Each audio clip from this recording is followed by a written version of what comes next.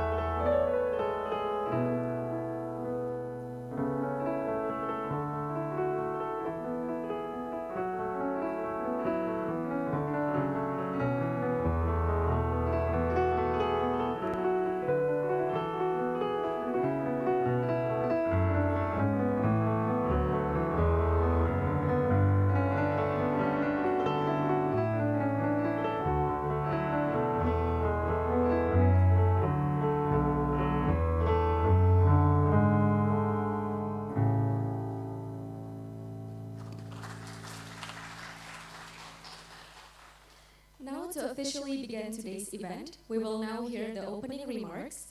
First, it is my great pleasure to invite Dr. Gumilang Aryo Sahadewo, Vice Dean of the Faculty of Economics and Business Universitas Gadjah Mada, to deliver his welcoming address. To Dr. Gumilang, the time and floor are yours.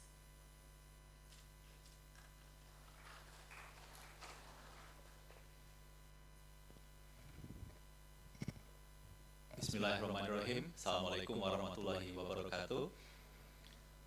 Distinguished guests, respectful conveners, dear colleagues and friends, good morning. It is a great pleasure to welcome you all to the 9th Mubyarto Public Policy Forum today. It's wonderful to see so many economists as well as researchers, and sometimes I wonder who's fixing the economy outside of this room. Anyway, this forum is a series and important space for reflection, and I'm delighted so many thoughtful faces here today. Let me begin by expressing my sincere gratitude and appreciation for the conveners of this event, Dr. Firman Witular, as well as Dr. Muhammad Rian Sanjaya, for their leadership in bringing these meaningful discussions. Your efforts remind us that dialogue between research and policy is the best way to design reforms that truly work for the people. I would like to also extend my gratitude to the ANU Indonesia project for its long-standing collaboration with the Faculty of Economics and Business UGM. This partnership has continuously fostered rigorous scholarship, policy relevance, and the spirit of shared learning between Indonesia and Australia. We're also very grateful that this week and next week we have Professor Budi Reso Sudarmo and Ibu Dayu as visiting professors here at the Department of Economics, FEB UGM. Today's event carries the name and legacy of a great scholar, Professor Dr. Mubyarto. Many know him from his ideas on ekonomi Pancasila and ekonomi kerakyatan, but equally important is his lifelong dedication in poverty reduction as well as inequality alleviation. So his work reminded us that economics should serve humanity, not the other way around. For Professor Mubyarto, economic development was just not about increasing GDP and GDP per capita, but about ensuring that growth is inclusive, participatory, and rooted in justice and solidarity. In his writings, he often warned that neglecting the poor and marginalized will ultimately undermine the nation's moral and economic foundation. That vision remains deeply relevant today as Indonesia continues its journey to strengthen social protection, expand opportunity, and reform welfare systems for all citizens. I would like to take this opportunity to thank our distinguished speakers. We have Dr. Sudarno Sumarto from Semeru Research Institute, who has long contributed to poverty and welfare policy discourse in Indonesia, and of course alongside Dr. Elan Satriawan, our very own from the Department of Economics, Faculty of Economics and Business UGM, whose expertise on social protection reform will greatly enrich our discussion. And of course, we'd like to welcome Dr. Putuniki Levina Nati from FEB UI, whose insight will help connect evidence to practical reform. She was very helpful during our IRSA in 2021, of course connecting us to Professor Sabina Alkire. And thank you so much, Mas Data Avicenna, who is going to be the moderator for the day. Everyone, we're so privileged to be able to have the distinguished speakers today. Your presence today reminds us that the best policy forum is born out of collaboration between research institutions, between universities, and between those who study poverty and those also who experience it. As we reflect the legacy of Professor Mubyarto, let us reminded that his spirit was not confined to classroom or journals, it was call to action. A call to build an economic system that reflects kemanusiaan yang adil dan beradab, that places human dignity at the heart of progress. So as we begin today's forum, I hope we can continue to nurture his spirit and let us generate ideas that are not academically rigorous, but also socially meaningful. Let us keep alive the mission that Professor Mubyarto began to make economics work for the people. Thank you, and I wish everyone a fruitful and inspiring discussion ahead. Thank you.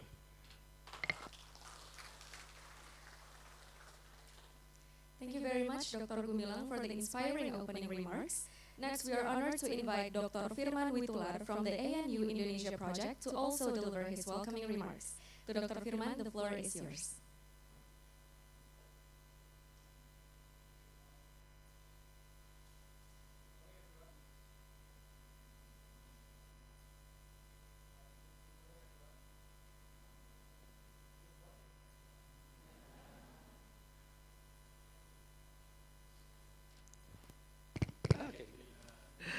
And so welcome to the attendance, also to our online audiences in Australia and around the world. My name is Firman Witular. I'm an academic member of the ANU Indonesia project. It's my pleasure to welcome everyone to the 9th Mubyarto Public Policy Forum. And on behalf of the ANU Indonesia project, I would like to thank FEB UGM for the ongoing collaboration to organize and host this forum. Over the past 2 decades, Indonesia poverty alleviation and social welfare programs have experienced significant transformation characterized by a growing commitment to evidence-based policy making and program design. However, recent developments indicate a diminishing reliance on rigorous evidence in the implementation of several major social programs, raising concerns about their potential effectiveness, overall impacts, and the potential issue of misallocation of resources. Today, we are very pleased to have 3 distinguished speakers who will share their insight on these pressing issues. Our keynote speaker, Dr. Sudarno Sumarto, will reflect on the 2 decades of welfare policy reform in Indonesia, placing special emphasis on the importance of evidence-based policy making. We will then hear from Dr. Elan Satyawan and Dr. Putu Geniki Nati, who will offer further perspectives and analysis drawing on their own work. We look forward to stimulating discussions this morning, and I encourage everyone, both present and online, to participate actively and ask questions. We hope today's discussion will not only deepen our understanding of Indonesia's social protection landscape, but also encourage a return to evidence-informed policy making. Thank you.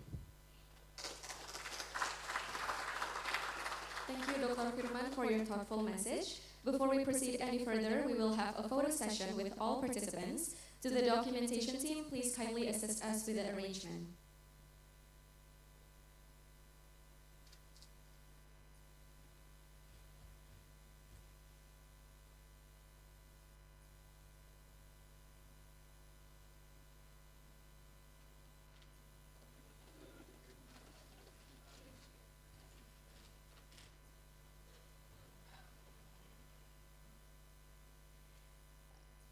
Okay. 1, 2, 3, cheese.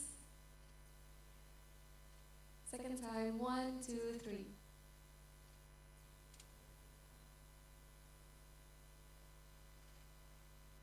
Okay, thank you so much.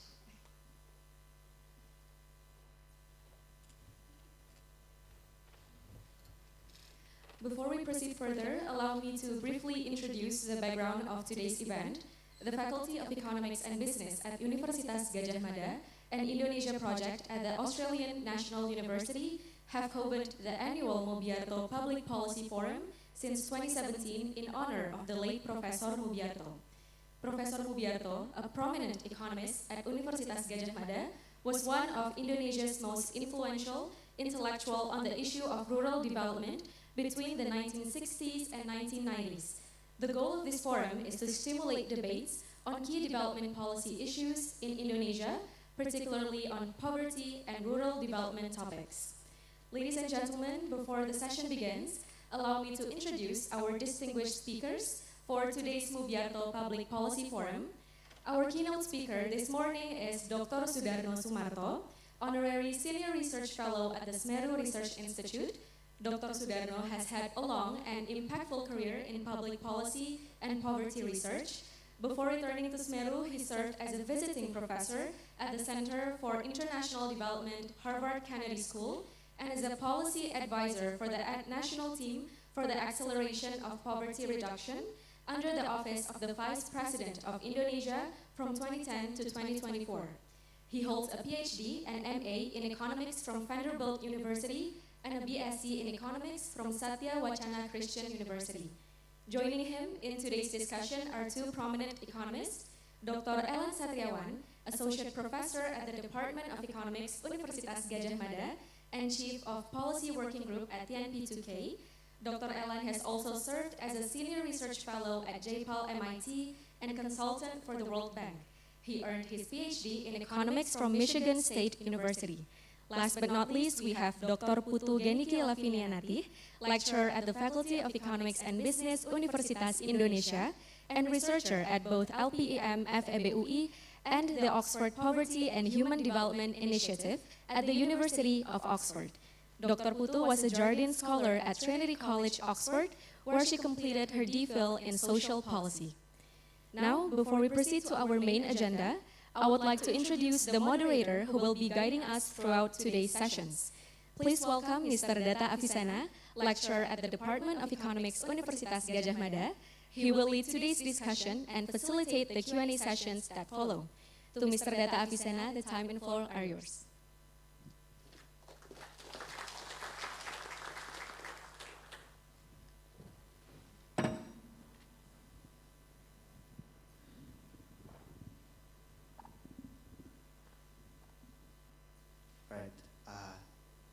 Good morning, everyone.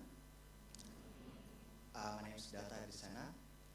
As both an alumni of UGM and the ANU, it's an honor for me to be moderating this forum, the Mubyarto Public Policy Forum this year. So the theme for this year's forum is poverty and welfare reform in Indonesia, where all our distinguished speakers will be reflecting on 2 decades of welfare policy reform in Indonesia. Now, without further ado, I would like to invite all our distinguished speakers for today to take the stage. So please, Dr. Sudarno Sumarto, Dr. Ellen Satriawan, and Dr. Putu Geniki, you may all take the stage.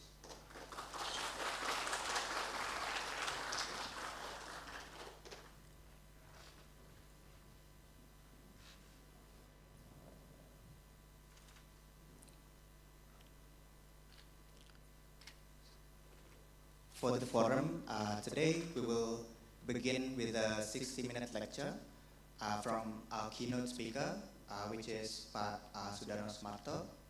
So, Pak Sudarno Sumarto, you have 60 minutes to present your lecture, and then we will proceed with our discussion from both Pak Ellen and Bu Niki for about 40 minutes.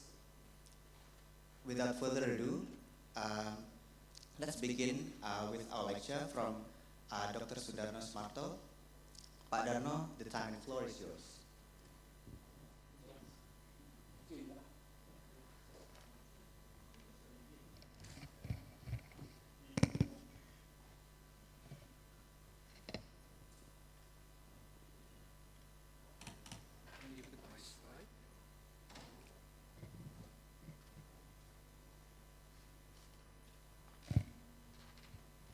Assalamualaikum, selamat pagi, salam sejahtera untuk kita semua. Good morning everyone and warm welcome to those attending online.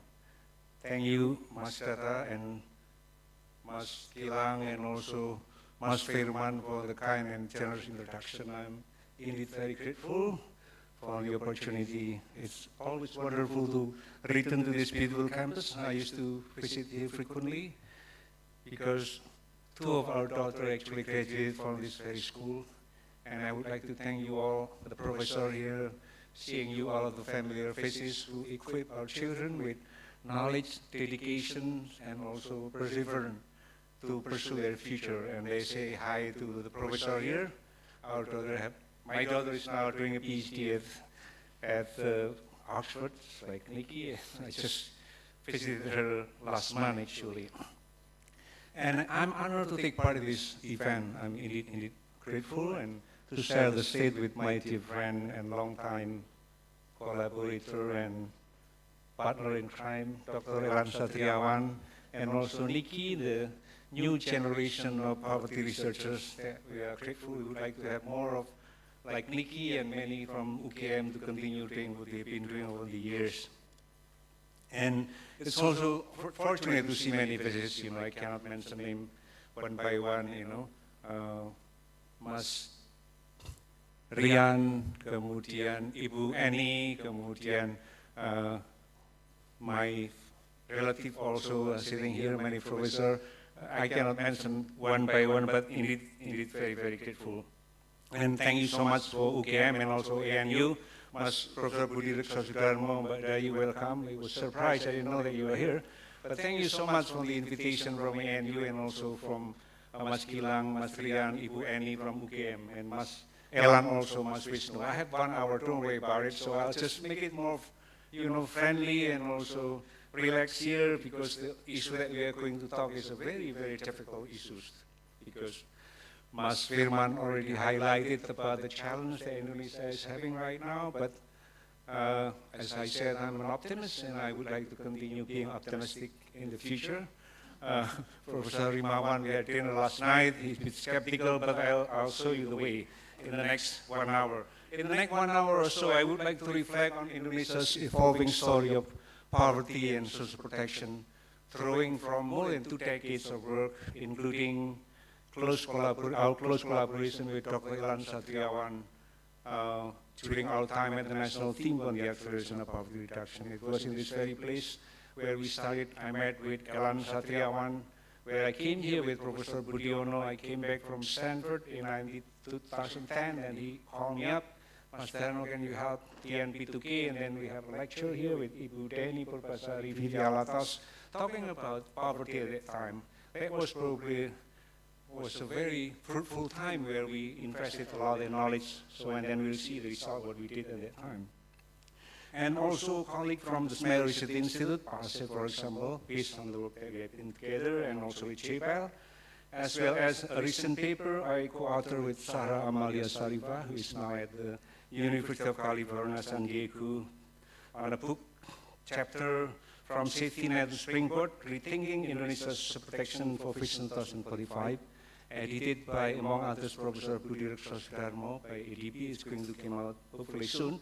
We already proofread, and Mas Gilang also have a chapter on it. So that's great. I think hopefully it's going to enlighten many people. Next, please. Okay. So again, Mas Gilang already mentioned, Mas Firman already mentioned about the legacy of Professor Mubyarto. So indeed, I'm honored to speak today on the late Mubyarto. I happen to know him a bit, whose legacy continues to shape how we understand inclusive development. His core belief was both simple and profound, that true development is not just about economic statistic, it's about lifting people out of poverty and enabling human potential. During the heavy, centralized New Order era, his proposal of direct cash transfer of the poor and families were nothing short but radical. He believed that people, not the distant planner, understand best how to use resources to meet their own needs. Many of you might be too young to remember at that time, but just let me give you about, what situation at that time. It was very centralistic, very paternalistic. So that vision of Mubyarto was, this is the way that I remember Mubyarto, was about his IDT, the Village Infrastructure Tertinggal, which is the genesis of VIP, Village Infrastructure Project, and then KDP, Kecamatan Development Program, and then we end up having this PNBM, which is a revolutionized about the way how development should be doing at that time. So IDT Infrastructure Tertinggal, local affectionately referred to as Iki Duite Tangkarno, multiplying this money. So it's not just giving hand out cash for them to consume, but actually to multiply that money for better development. That's the way how I see his legacy in my thinking about doing poverty. And personally, I studied at Vanderbilt, where Professor Mubyarto began his graduate work, and I happened to just visit them and give lecture there, and they're still very proud about alumni, including Professor Mubyarto, and then also Muhammad Yunus, the Nobel laureate, in his conviction about microcredit. So his conviction that economics must serve people, not just produce numbers, continue to guide me. It is the same spirit bringing together global insight and local wisdom that I hope to engage with you today. I still have 55 minutes, so that will be okay. So I'll just show you this very simple picture about story of village in Banyumas who received kambing at that time, for this revolving to be distributed from one family to another. But of course there are some issues here and there, but that was the beginning of where we transfer directly. There's a genesis of this local transfer from the central directly to the village. That end up having this PNBM, generasi and PNBM. There is the prototype of community-driven development globally. Now, maybe some of you are a bit skeptical. What is Pak Darno talking about? Pak Firman said things are not looking very great, but I talk about Indonesia 2045. This is, a combination of expectation and optimism. So our topic is not simply about safety net. It is about reimagining social protection as a springboard, or as a platform to foster personal resilience and upward mobility at the individual level, and also as an enabler for robust and sustained economic growth at the broader sense. We usually think social protection program like cash transfer, PLT, PKH as an important thing. That's still important for lifting people out of poverty. However, I would also argue that Indonesia's social protection system should be more than poverty alleviation, but a strategic enabler for inclusive growth, labor productivity, economic resilience, and social cohesion. And this is especially important since Indonesia seeks to become a high-income country by its centenary, which is articulated in Visi Indonesia Mas 2045. So people now forgot about that one, but we already committed that for quite some time. So let's go back to the jalur yang benar for the time being. To that end, Indonesia must evolve its social protection system into a universal, sustainable, and adaptive platform that support its citizens across life stages. This is for life cycle, especially for those working in the informal sector. And at the same time, it's also need to be able to build a human capital to drive productivity and sustain economic growth. So, how do we build that springboard? And our journey today will follow 4 key steps. First, we would like to explore, examine about the challenge that we are facing right now in terms of socioeconomic. Some probably already expressed by colleague Pak Elan, Pak Gilang, Pak Firman through this tuntutan ekonomi Indonesia. Probably I didn't read everything, but mostly probably we'll see what if I actually also took some of that ideas there. And then secondly, we'd like to explore, what will be the role of social protection in achieving that golden Indonesia in the future. And then thirdly, this is in relation to, again, Mas Firman early thought is, what we'll discuss about the evident policy making. In order to achieve that goal, we had to rely on what works and what doesn't, instead of using your feeling, your ideology, and your card. And finally, we'll conclude with some key takeaways to guide our path forward. The goal is to provide a roadmap for transforming social protection system to achieve an inclusive and prosperous Indonesia. Inshallah. Now, let's just check, at least what are we facing right now? And I identify at least there are 4 critical areas where Indonesia must focus in order to transform our social protection system from safety net into springboard to growth. The first one is on vulnerability. We have to acknowledge, thanks to Elan Satriawan and his team, that Indonesia has made a significant progress in reducing poverty. From close to 25%, I think the new generation has to understand about that. At the peak of the Asian financial crisis, our poverty reached close to 25%, 24.5. And then decades later, and now, poverty is less than 9%. It's about 8.3%. We can discuss about the way how we define that, but it doesn't matter. No matter what measure, poverty fell quite dramatically. But nearly half of the Indonesians live just twice of that poverty line, meaning these near poor are vulnerable to shock, whether it's idiosyncratic, the death of the breadwinner, the illness, or the covariant shock like, drought, flood, and then the Merapi eruption, for example. And with 60% of our labor force are working in the informal sector, we face a dual challenge. Workers lack formal safety net, and it is difficult to roll out contribution-based social assistance. Number two. And equally important is the shrinking middle class. People discussing about this, but Elan later can confirm about the numbers that we have been working with Pak Wisnu and team at the NP2K. Middle class is an engine of economic growth because they contributed consumption and GDP close to 40%. They create jobs because they own small and medium enterprise, for example. And they are also, invest in human capital. They send their kids to school, universities, and things like that. It's been falling quite dramatically from as high as 23% in 2018 to just now about 17% in 2024, signaling worrying trend in income mobility and long-term development. Making things more complex, people think this is simply because of the COVID-19, not really necessarily, because COVID-19 is April 2020, and this declining trend is already started in 2018, okay? So all of these issues are related to job creation, income generation, and highlighting the urgent need for the creation of more stable, formal, better paying job for the future of Indonesia. Second issue is about, this is Mas Budi when he edited the book. Okay, you can say whatever you want, but do we have the resources? Do we have the money? This is the issue about fiscal sustainability. We met with Pak Suwan not long ago with Mas Elan, and I also had presented this in the panel at LSE just 2 weeks ago.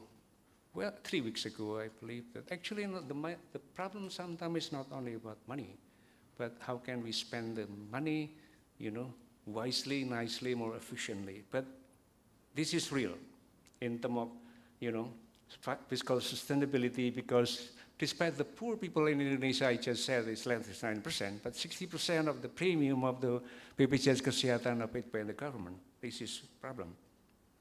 And then this is fiscally unsustainable. And then unemployment-related social security is jaminan kesehatan tenaga kerjaan is also an issue. That only 42% have their account in BPJS tenaga kerjaan, but many of them are inactive.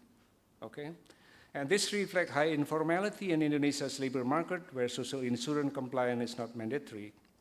And for this, we need to definitely manage the sustainability of dealing with coverage and also the tax collection. The third one, so someone might be asking, so what have you done, Darno and Elan? You are supposed to be doing this for the last 15 years, right? So I'll tell you what is the story here in terms of the administrative and institutional complexities. The issue is a bit different right now, that many programs are managed by different institutions. We have, for example, on BPJS, Ketenagakerjaan, and then the active labor market policies between the Menaker and Mensas, and then between the Kartu Indonesia Pintar and MOSA on PKH. They are supposed to integrate, right? But it's been quite some time, and currently it's even worse, making it because we have PM, we have PMK, we have PP Taskin, we have so many coordinating ministers that they need to work together in terms of outlining the issue that we are having right now, in terms of how can we strengthen this institutional that has the power to coordinate better. During that time when we were with Pak Budiono, definitely we have that opportunity to have this regular call, the cabinet plenary meeting, and inviting ministers to solve the issue that we are having. And lastly, is about our demographic and structural. The clock is ticking on our demographic dividend. We talk a lot about this one. Our systems are not ready for the future. Our population is aging, which places an immense strain on pension and healthcare system. Our working age will peak in 2035, I believe. and then we'll shrink, and we have a narrow window to transform our human capacity into a real gain of productivity. So that we must invest in the quality of health and education services, and without this, inequality will rise, and will make the future even bleaker than what we have right now. So what we do need right now, this is from the political science perspective. We can discuss what do I mean by social construct here, social contract. This is like, you know, in this context, the social contract defines what citizens should receive in terms of social protection in exchange for being tax-paying and law-abiding members of society. At its core, this means having systems that support people throughout life challenges, protecting us from falling into poverty, ensuring access to decent job, and providing pathway to economic stability. We can discuss more in terms of the mechanic of this social contract put in place. But Professor Rimawan knows better how to, you know, make it happen in realizing about what is this all about. And so why do we need this social contract right now in terms of improving it? These powerful forces are driving the need for having this social. First is the labor market. This chart shows that real wages growth has been stagnant between 2010 and 2024. And at the same time, informality in labor market remained high, close to 60%, as I said. The second one is demographic. Our population pyramid, as you can see, shows that we are aging. So there will be more older people than young people in the future, and this will putting pressure on our jaminan kesehatan, pension, and things like that. And the third one is the aspiration of the middle class. So when we had a meeting in the past, if people protested, that's only a few people. But this one is actually a power of the middle class who has a better aspiration about how things should be doing in this country, not only in Indonesia, but also globally. So these are the reasons why we need to have this new social contract in terms of having, you know, incorporating in the law or in RPJM, for example. I think these are the issues that we need to discuss about it. Again, let me just revisit about the core challenge that on the informality issues, that this informality has crippled our revenue because it's only about less than 12%. This is actually declining. If you saw what the Maripang has presented during the Indonesia update, actually is even lower than this number right now. This is 2022. And it's restrict in terms of the tax collection of the fiscal space. And at the same time, this is also reflect about the vulnerability of people working in the informal sector because they are not protected. And it's very hard to collect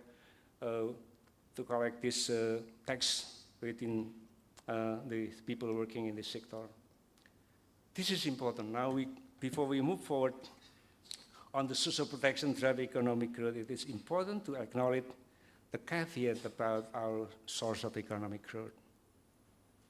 I'm not a macro guy, but this is the way how I see it right now, that the current trend shows that Indonesia's growth is concentrated back in the commodities and low-skill manufacturing, which create mostly informal and low-wage jobs.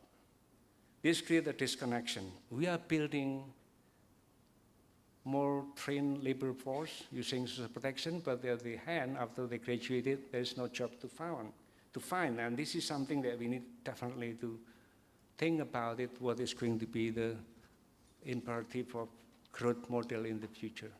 The question is, which growth are we pursuing, you know, for inclusive? The first is top-down, extractive, food estate-driven growth. This probably will, you know, realize your dream of having higher growth, but at what cost? But this because also the risk of dispossession, environmental harm, and deepen inequality in the future. This is the first choice. The choice is on us. The second one is on this more inclusive growth center, people center. But before that, let me just remind you about these Nobel Prize winners in economics lately. Joel Mokyr, Philippe Aghion, LSE, and Peter Harvard emphasized technological innovation as the key driver of sustained economic growth. Please allow me just very briefly, in a nutshell, their model can be summarized as follows. First, long-run growth is driven by cumulative innovation. Innovation rises from entrepreneurial activity through creative destruction. You know, when I studied my PhD at Vanderbilt, that was the paper I read, was the Felipe Aguillon on the creative destruction. It was a very famous paper, and it got Nobel 30 years later. It's very long, so be sabar Mas Budi. So it's still a long time to go to get there, because it's 30 years even Felipe Aguillon to get that Nobel laureate. So that's the critical. So this creative, what does it mean? New innovation displace old technologies, enabling progress and productivity gain. So these are the alternative for the next growth mechanic for the future of Indonesia. Job creating local entrepreneurship, focus on labor intensive, tourism, you know. You know, I have in my office when I was at Harvard, just next to labor, growth guy who worked a lot on this one, and he also think about that should be in the direction of many countries. You cannot catch up. You know, the way how Korean model be adopted is just almost impossible at the present time. We cannot compete with it. So, and care economy is also important. So these are the options. Are you going to pursue the left or pursue the right?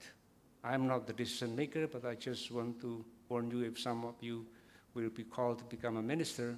So maybe Scar can, you know, give me more insight about this one. But this is the direction. I'm just going to, you know, this is a wake-up call about, you know, don't talk about growth, 7, 8, 9, whatever. But look at the growth on the right side, you know. Are you really having this sustainable in the future, or you want to destroy your left-hand things? I'm not anti-growth, of course, you know. I'm an economist, you know, it's talking about that one, but just to remind you about that one. Okay, go back to this, now the social rule. How can we leverage social protection of using that right growth pattern of having more entrepreneurship thing? This is the critic to Pak Elan and also myself. You have been doing this social protection for quite some time. And yet now you're talking about missing middle class and shrinking. What was really happening? So here is the story a bit, you know, on the issue about shrinking middle class. This chart clearly shows a concerning trend where both the share of middle class job and middle class population have been declining over the past decades. The parallel decline is job and population is not coincident. It tells us that the foundation of the middle class, which are stable, formal, and fairly compensated employment, is eroding a bit. And this is not just a social issue, it is an economic one. Indonesia's aspiration to achieve higher income status directly hangs on our ability to reverse this trend and create more quality jobs. So we have the answer, Pak Elan, because our focus has always been on the bottom 30%, right? Making sure that people in the bottom 30% are getting sembako, kartu pintar, kartu sehat. Those in the middle class, we are not asked by Professor Budiono at that time when they invited Elan and me to tell them, no, this is an excuse. But that was a real story, right? The second one is the issue of, how do we create a quality job? We need a skilled and healthy workforce. But here we also face another challenges. So this is just described about our learning crisis. I've been working with Len Pritchard for the last 30 years, even today, about the learning crisis that we are having right now, the importance of foundational learning. This is PISA score of Indonesia compared to OECD countries, way, way below, and it's not making much progress. So what I'm trying to say is, in addition to have that decent quality job, but we also have very skillful labor force, healthier, so that they can enter into that market. So this is why we need to continue working. Education is part of us, but we didn't do that much in terms of that one. So now, going back to redefining the social protection now. The role of social protection, as I said, is usually just to protect people from falling into poverty. But we see we need to invest more. That social assistance is not only protecting people from falling into poverty right now, but also preparing them for the future generation of our labor force. If you look at our human capital score, Indonesia is only 0.54. What does it mean? It means a child born in Indonesia today will only be 54%. 54% as productive as they could be with full health and complete education 18 years later when they're entering the market. This is important. We are way below Singapore, definitely, and below Malaysia and also Thailand. And Philippines probably now is already much higher than us. So keep in mind about us here doing education that our human capital index is still way below what we are supposed to be having. Now, how can we change this perception of social protection from merely a cost to a driver of economic growth? The evidence support this, and here are the mechanics, how we can say that social protection can foster economic growth. First is through direct impact. Transfer and subsidy reduce poverty and vulnerability, as I just said, which immediately improve welfare. Second is boosting productivity. With a healthier and smarter kids, they can produce. I've written my paper on that too, using district data. Resilient, looking at the better, social protection also help vulnerable people to equip them of finding better job by having additional cash that they own. And then stimulating demand. Why? Because those in the bottom 30–40% are having much higher marginal propensity to consume. So the money they earn is going to be invested to buy something.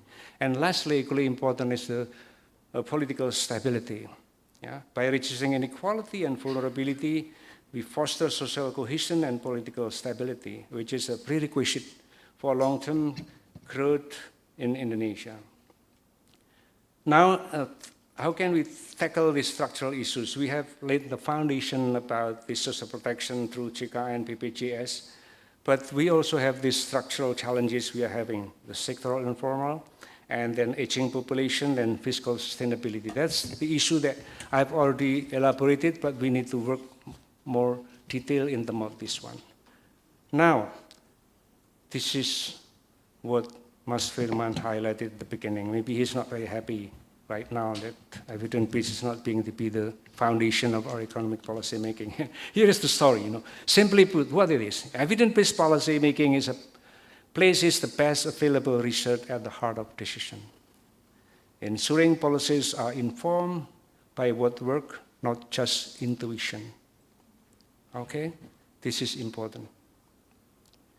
This is the book I've received from my friend. I know Dean Carlin. I met him at MIT during the AR meeting when I was at Harvard. He's a good guy, and his book actually tells us about that good intention. We believe that many policymakers design social program with good intention in mind. That's what everybody says. However, what they are designing are often not based off research evidence, but driven by gut feeling or some kind of ideology. At best, the policy failed to deliver. At worst, it hurt the people it is intending to help. The bottom line is that we need the research evidence in formulating social policies. And here, some cautionary tales on the danger of resting upon good intention only. I took it from Dean book and Jacob. The first is on the textbook in Kenya. The government distributed textbook freely to everyone. It doesn't help at all. They didn't read it because it's too high. That was the beginning of the teaching at the right level of Abhijit Banerjee and Duflo at that time in Africa. The second story is, again, this is studied by Dean when he was student at MIT. He was student of Abhijit. He got bored at Cambridge, and then he went to Latin America doing his field work and working on this microcredit. And he found that many of the programs actually fail to deliver simply because they use it for consumption. It doesn't mean that we have to restrict consumption credit, but we need to make sure that complementary input from that credit is actually in place using pendampingan in Indonesia or whatever. This famous one is the Nobel 2019 is by Michael Kramer, who visited LBMUE actually long before he got the Nobel Prize at that time. This is so-called ITNS, insecticide-treated mosquito net. In Africa, especially Kenya, mosquito are killer, A lot of people died because of the mosquito. And then donors, Gates Foundation, government distributed freely of this mosquito. And then Kramer and his team, including Duflo, actually make that mosquito net price, so it's not freely distributed. And he found that the impact is actually no impact whatsoever. It means there is no difference between charging and also giving it for free. What does it mean? It means it's more efficient. You have to charge people their need, not just giving it for free. We also have story in Indonesia, if you recall at that time. Lisa Cameron, I believe, distributed this closet duduk, and then instead of using it for acting, they use it for nonton bola in the lapangan desa, things like that. I recall the same story also happened in Indonesia in the past. And then we also did many studies in the past about the importance of this. National supplement is also the same thing. This is giving makan kepada communities in many countries, and it turned out to be not achieving what they're intended to. I'm good, Mas? Okay, good. Now, how can we make sure that Indonesia's subtraction system rise up to the challenges that I just mentioned? What is the way forward? We need a comprehensive strategy across the three pillars, from social system, social insurance, and active labor market. We have to tell you that what Pailan and I have been doing over the years was focus on the social assistance on the left, because we have poverty of 20-something%, and the focus is just going to that, lowering it one. And then we have to look at now it's not only social assistance but also social insurance and active labor policy. So for the social system, our goal is to provide seamless protection throughout life cycle. This is the life cycle quality from the pregnancy, early childhood, and then education. This can be done by improving the targeting to ensure, the right people are getting the help. Integrate Kartu Indonesia Pintar and PKH. I think Pak Wisnu has been working on this quite some time without success, but we'll see what is in the future. So there are so many programs, they are fragmented, but if you can combine together, it's going to have better impact. Okay. The second one is on how can we expand our social insurance. Our goal is to protect families from shock and prepare for demographic change. This can be pursued by exploring innovative models to convert the informal sector, fix the financial model of CKN by contributory, for example. We still need to test some of the ideas from this one. And lastly, this is the least explored policies we have to admit on this active labor market policy. So the goal is to move from vulnerability to productivity. So this is people on the top 20, 40 or something like that to move up so that they can actively engage in the labor market. And through Kartu Prakerja is a first step, but it has to be complemented with many additional input, and that we can have a high quality training, better job matching, and support self-employment that is directly aligned with market needs. And all of this must be underpinned by macroeconomic policy that fosters sustainable and inclusive growth. And I'm sure many of you are expert in the field of macroeconomics, but I will focus on the social policy that will complement one to another. So again, I would like to give some of the example about this evidence and what are the dangers, and probably some of you already read the paper that I have collaborated with Pailan, with Abhijit Banerjee, with Rima Ben Olken, but let's just allow me to summarize a bit about what has actually been the role of evidence. Sudarno just only talking about the beautiful of research for publication, not at all, because I keep saying from the beginning with Pailan, I don't have my tenure.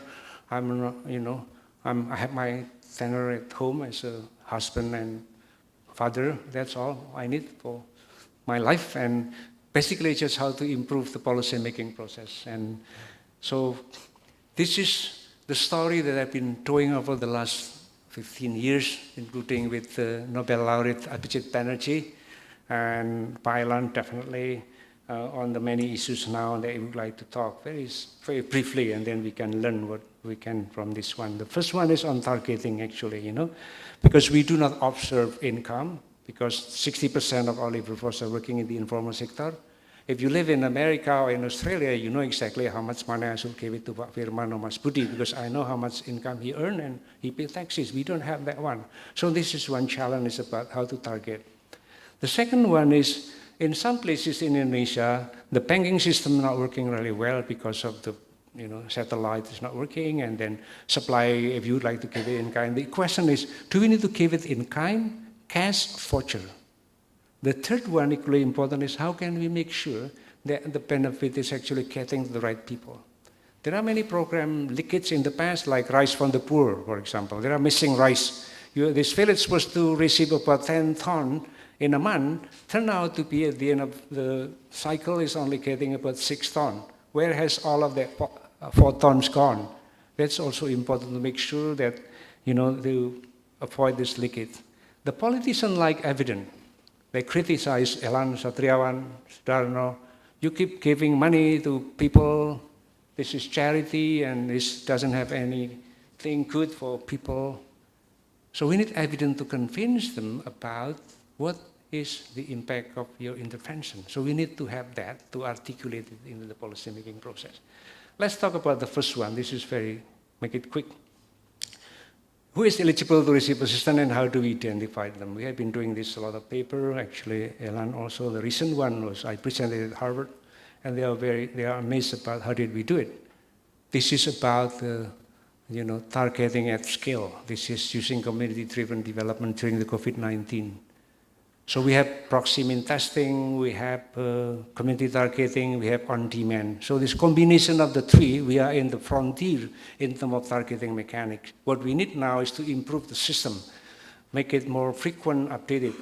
So this shows us that Indonesia have knowledge about community targeting, proximity testing, and on-demand application. Prakerja is an example of on-demand. You can register and then you will evaluate if you're eligible or not. Community targeting is because at that time during COVID-19 we only had bottom 30%, 40%.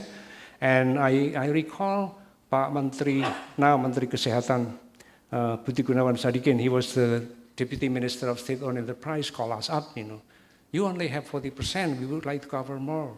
What should we do? And then we wrote a memo and sent it to Menteri Desa, use this community-driven, as the Lurah, Kepala Desa, and also the community leaders to identify people who left out from this PMT score from Jakarta. This is what there is. That's the paper that is now under review with Abhijit and also Elan Satriawan. So that's, I think, very much clear. We're working on it to improve it. The second one is what kind of assistance we provide. This is also important. This is a paper in American Economic Review months ago, a year ago. The story was simple, Ruskin has been in place for about 15 years before we reformed this one. We know that it was very leakier, a lot of missing rice, but it was very difficult to transform that in-kind into voucher. And then through Bappenas, KPK, TNP2K, Thailand, working with Central Bank, Bank Indonesia, regional limit, I think it's time to reform this system because it's leakier. We call it Bagito, if you recall, if you're from the village, you know about what is Bagito mean, Bagiroto. So every household in that village received 5 kilos, 2 kilos, and then that's it. And then Vice President Budiono already asked Elan, myself, we remember that time in a meeting, can you reform, can you think about this? And then Elan doing all of this rapid appraisal of using this card, transitioning this one. And then we did this using this like a natural experiment. And what we found was this. The left panel shows that voucher, PPNT, cash is much better in terms of targeting those most in need. The blue dot is actually the one with the card, and the yellow and the green one is the old Ruskin. We were lucky because the government is, roll out the program because some of the district, we don't have the money at that time, so we use that 45 from out of funded 45. So we have a very nice control and treatment group without paying any cost. People sometimes criticize all of the RCTs, there's too much money. You have to ask Mas Firman through survey method to collect the data. This one, no, we use this Susan's data. So we can see the difference is almost 20 percentage point. As a result, because they are getting exactly what they are entitled to, the poverty fell quite dramatically, you're right, final. So this is a nicely done project, actually. Elan, myself, Abhijit, and even Nobel laureate, he was not sure. Do we need to do that or no? Alan, what is going to happen in the community? What if there is a conflict? Because they used to get at least 2 kilo, 1 kilo, and now they got nothing. It's only going to that name and address from Jakarta. Don't worry about it. And nothing happened. So actually, it's supposed to be Elan getting the Nobel instead of Abhijit Banerjee. Anyway, so the third one is about how do we ensure system actually reach eligible families. This is involving survey method definitely. What we did, the first paper, this was also used by Duflo in her Nobel receipt at Stockholm, and seeing the picture what we have. The idea was very simple, okay? Because people are supposed to be getting 10 kilo with 1,000 rupiah per kilo, but in reality they are only getting 5 kilos paying 1,200,000 or 1,300,000. How should we do that? How can we improve it? And then we used the study previously done with the survey meter by posting some kind of information and card telling that, Pak Rimawan, this is your card. You're supposed to pick up your rice at 10 kilo with the price of 1,000. What did we found? It's improved by 26% by giving that information. Why that happened? Because people know what they are entitled to. So if there is some mistake, and then, less than I can complain. So that was the story. Was that only just for fancy, for academic exercise, so that you can publish it in American Economic Review? Not at all. After that, this is the first term of Joko Widodo. I remember vividly. And then he sent that card, the Kartu Sembako, Kartu Indonesia Pintar, all of the card, all the genesis are coming from this one, 67 million people. But the start is from Pak Budiono, who asked us to do that. Why it happened that? So difficult to target these people. So that was the targeting one. Now, impact. Now I will let Pak Elan explain later. But basically the story is that PKH, conditional cash transfer, actually improve and can cut the intergenerational poverty cycle. Those receiving PKH actually stay in school longer and they continue their education. So this rollout of opportunity to, for us to understand better in terms of, in terms of what should this PKH reveal its true springboard effect that children in recipient families were significantly more likely to stay in school and graduate from high school, breaking the intergenerational poverty meters. Now, this slide summarizes the core argument for why evidence-based policy is not just an academic ideal, but a practical necessity for achieving good governance. The first story is from the pandemic, 2010. Everybody projected, myself, World Bank, that poverty should have increased by about 3, maximum 4%. We end up having only 0.7 percentage point. I call it 1%. This is the difference this is a lot of people. If you recall, the difference is about 2.4 percentage point. 2.4 you multiply by 280 million. That's about 6 million people was prevented from falling into poverty. Why that happened? I recall this is paper published in the Journal Bulletin of Indonesian Economic Studies by Pak Asep Suryadi and Rido, I believe, explained that this was because the effective mobilization of subtraction program that mitigated the economic impact is in there. You can read, you can check, and he has the counterfactual. With and without subtraction, what happened? So this is the first story of why evidence matters. What is this relation with the evidence? Because we have this targeting, we have this cash transfer and everything. The second one is on the social protection. This all I already said. This transitioning regressive fuel subsidy to targeted transfer is not done yet. Hal Hill criticized its back. Now you have to be mindful about this, regressive fuel subsidy again. We recall at that time, every time we would like to reform our fuel subsidy, and then demonstration that makes sure to fell, out of power. But we did it in 2005 beautifully. Nothing really seriously during the first SPY government, 2005, when Ibu Sri Mulyani was the head of Bapenas, and then we end up having this PSE 05, and we have this BLT. People will scrutinize, it's not good, not good. and turned out to be a beautifully crafted program. The second one is, we move from fragmented targeting. In the past, Ministry of Health has their own targeting data, Ministry of Education have their own thing, and now with the unified database that Thailand led during the TNP2K, make it more, we have that paper on that one too. And then just mention about transforming in-kind to cash. And then I also have a paper on improving enrollment in the insurance. And lastly, this is important for everyone, even during the Suharto era. When people do not believe that there is a potential in the village, we came up with this so-called Kupedes. PRI almost bankrupt, PRI Desa is gone. And we did a very rigorous study. I traveled a lot in the village, in Manado, and everywhere, Minahasa. We came up having Kupedes and Simpedes. What happened? It turned out Simpedes outpassed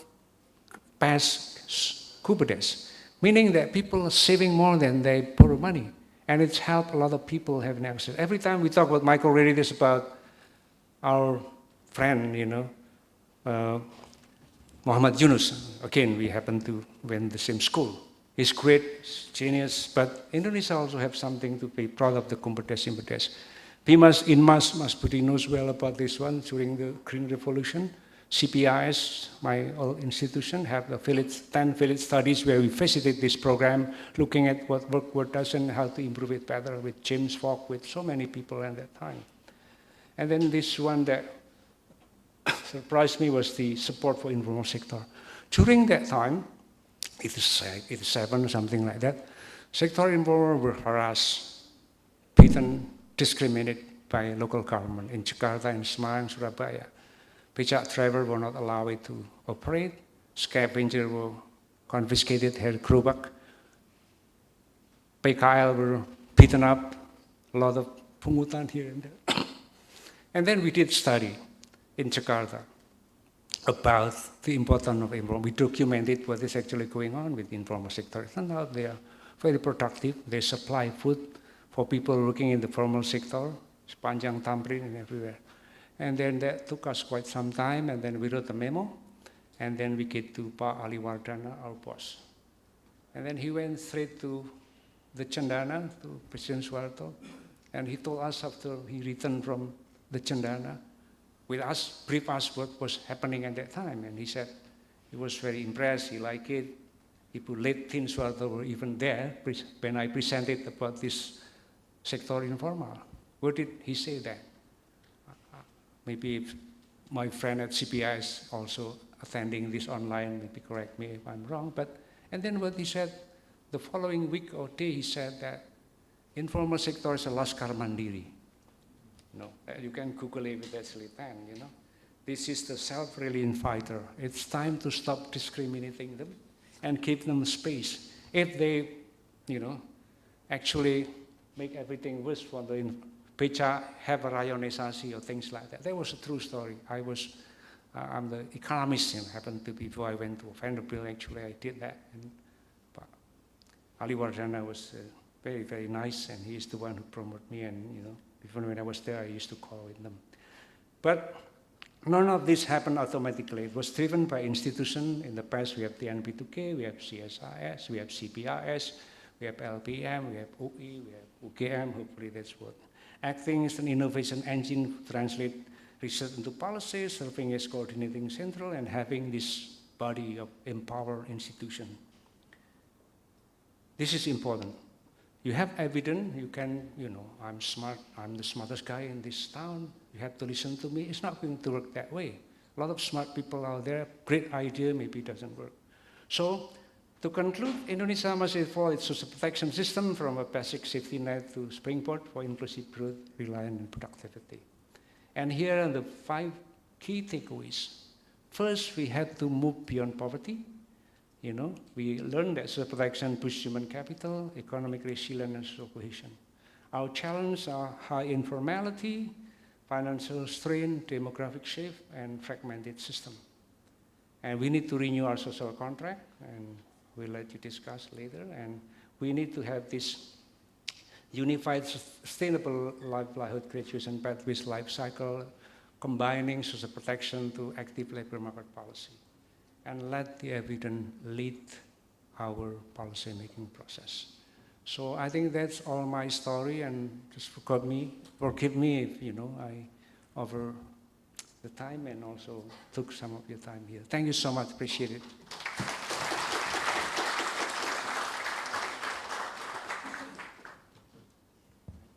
Okay, we're right on time actually. So, all right, I think now we can proceed to the discussions by both Pak Elan and Bu Niki. We will first proceed with Pak Elan. So please, Pak Elan, the time and floor are yours.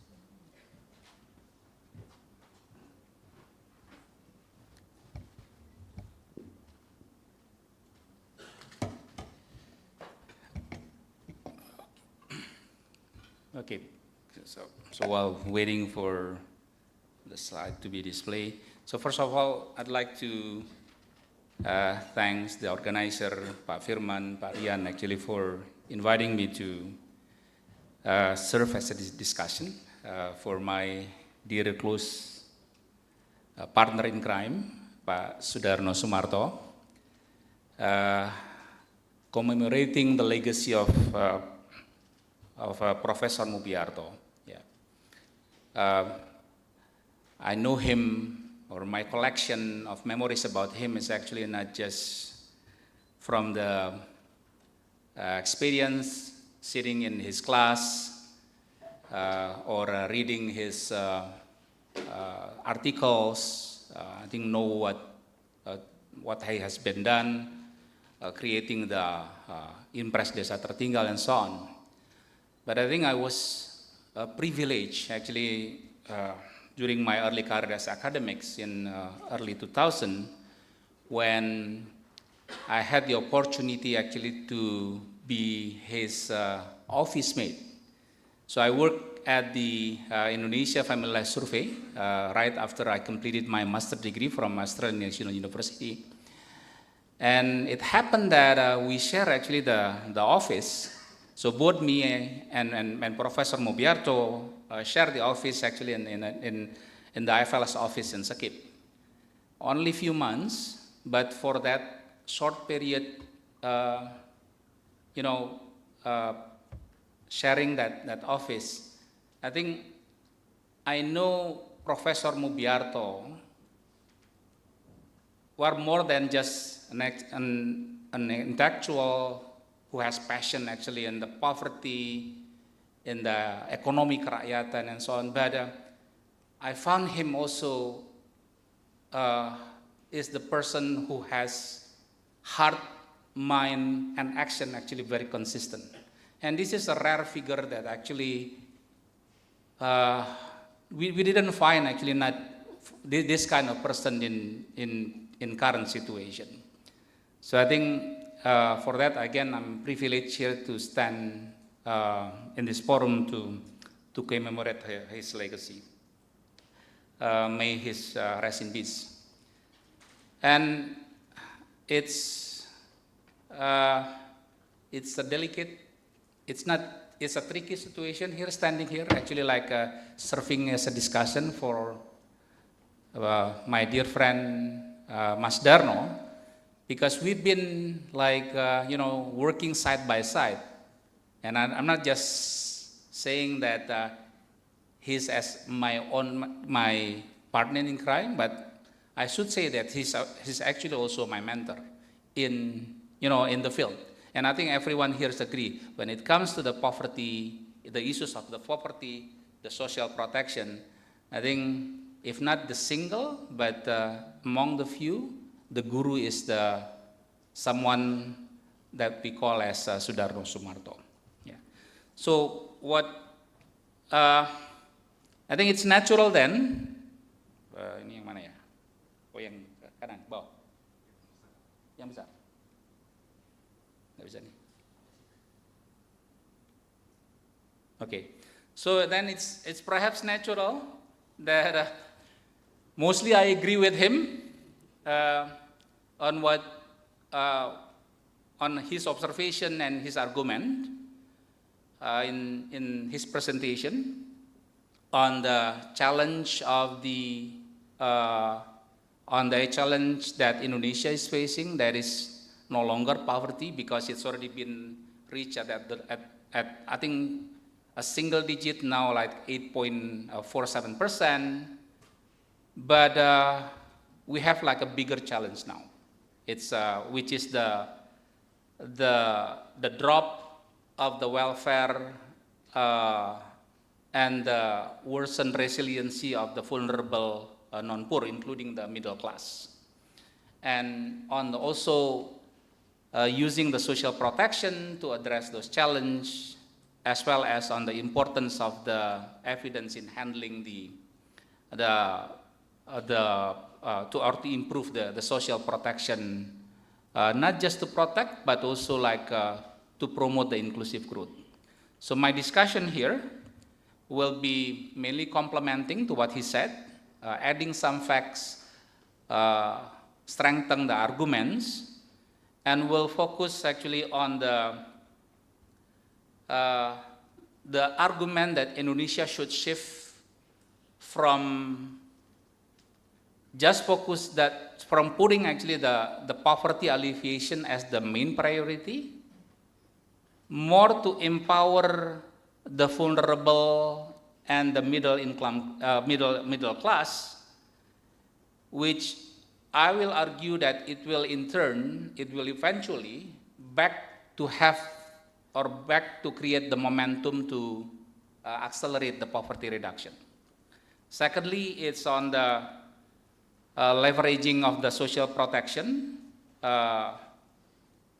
from only provide the protection to be more, have the effect on the economic empowerment, human capital investment, and for doing this, Indonesia need to address, our government need to address on addressing the issues among the programs, the social protection programs, and link it with the livelihood and then the employment programs. And I'd like also to add some lessons learned actually for the additional steps on how to sell the evidence and advocating the reforms. So, when it comes to the challenge, so I think Pak Darno mentioned about that Indonesia has reached the poverty rate. Indonesia has reached, I think, the lowest point at the history of the Indonesia.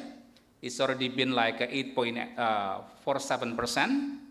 The extreme poverty, I think, around 1% by now. But we are actually witnessing that what he also said, that the shrinking of the middle class, the deteriorating the welfare of the vulnerable group, and aspiring middle class and middle class as well.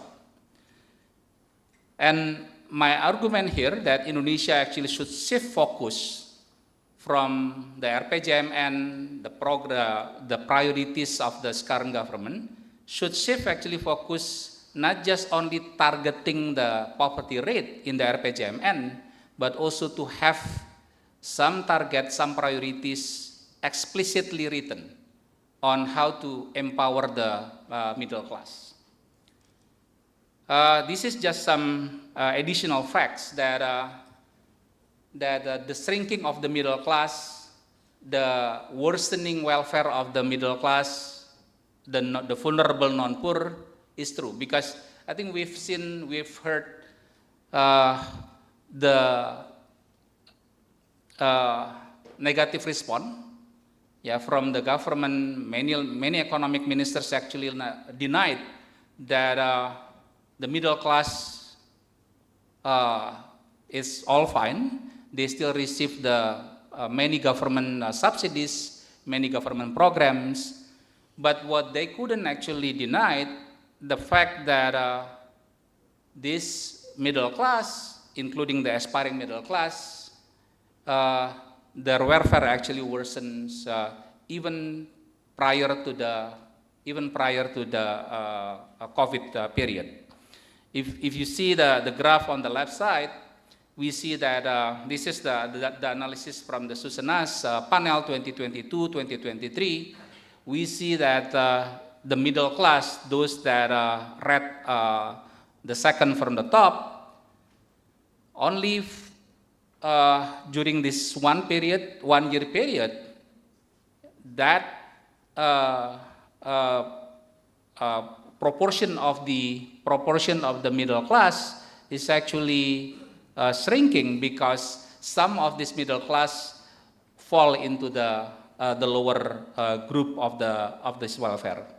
Of course, there's some group from the aspiring middle class that went up, but again, middle class shrinking, because this some portion, at least around 40%, around 40% of this of the middle class become the aspiring middle class, and even although this is a very small number of percentage, some of them went into become the vulnerable group, and then very small portion of them even went into the poverty. And the graph on the right side, as we can see, that this aspiring middle class and middle class, their welfare growth even tend to be lower than the other group, which is bottom 40% and then the top 20%, even prior to the pandemic. The blue one is the period of the pandemic from 2007 to 2019, and their growth has already been like lower than the bottom 40%, and the growth of this welfare, the growth of the expenditure of this group even lower after the pandemic. And this is no surprise, because one, the data on the job creation actually support this, that the income, what is called as the middle income jobs is actually getting scarce. A number of jobs that many middle classes actually tend to have is getting less. Job creation in the last 4 years, government claim that there has been like 14 million job creation in the last 7-8 years. But we know that from these 14 million of the job that created during this period, 80% of this job that created was the household base, and then with the wage that is lower than the national average. So definitely this is not a favorable situation for the middle income group. And secondly, we also know from many years ago that, and this is, we share the blame, because I think we try to advocate to expand, for government actually to expand the social protection also to cover the aspiring middle income and middle income, but the argument is always, we don't have the money. This minimal access of the social protection from the middle income actually left the middle income unprotected, particularly during the period of the crisis. This is another fact that I think I'd like to relate with Pak Darno points on that we're facing now the demographic transition. Our bonus of demography will only stay until 2033, 2032, and we are starting aging. We are starting entering the aging population now, and the fact that our labor market, more than half of our labor market is informal, doesn't provide the benefit, including the pension. And with the lack of access of these, many vulnerable groups, including the elderly, to the social protections, that naturally actually left than many older people then become poor. So we're seeing from this graph that it's more and more poverty in Indonesia actually characterized by the elder group. In fact, the poverty rates among the elderly is actually the highest compared to the other age group and above the national average.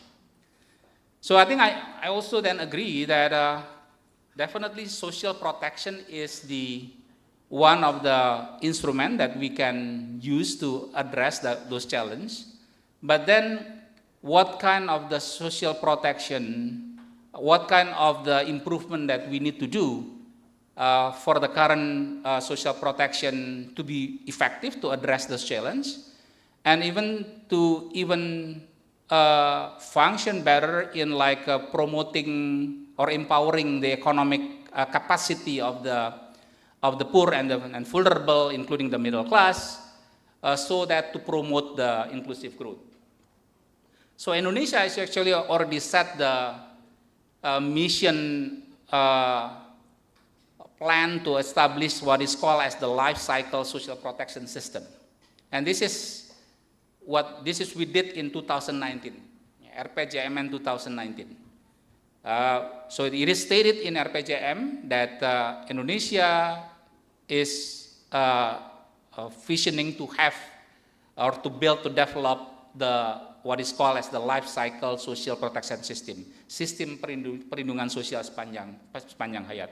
And this consists of the 4 pillars. One is the non-contributory social assistance.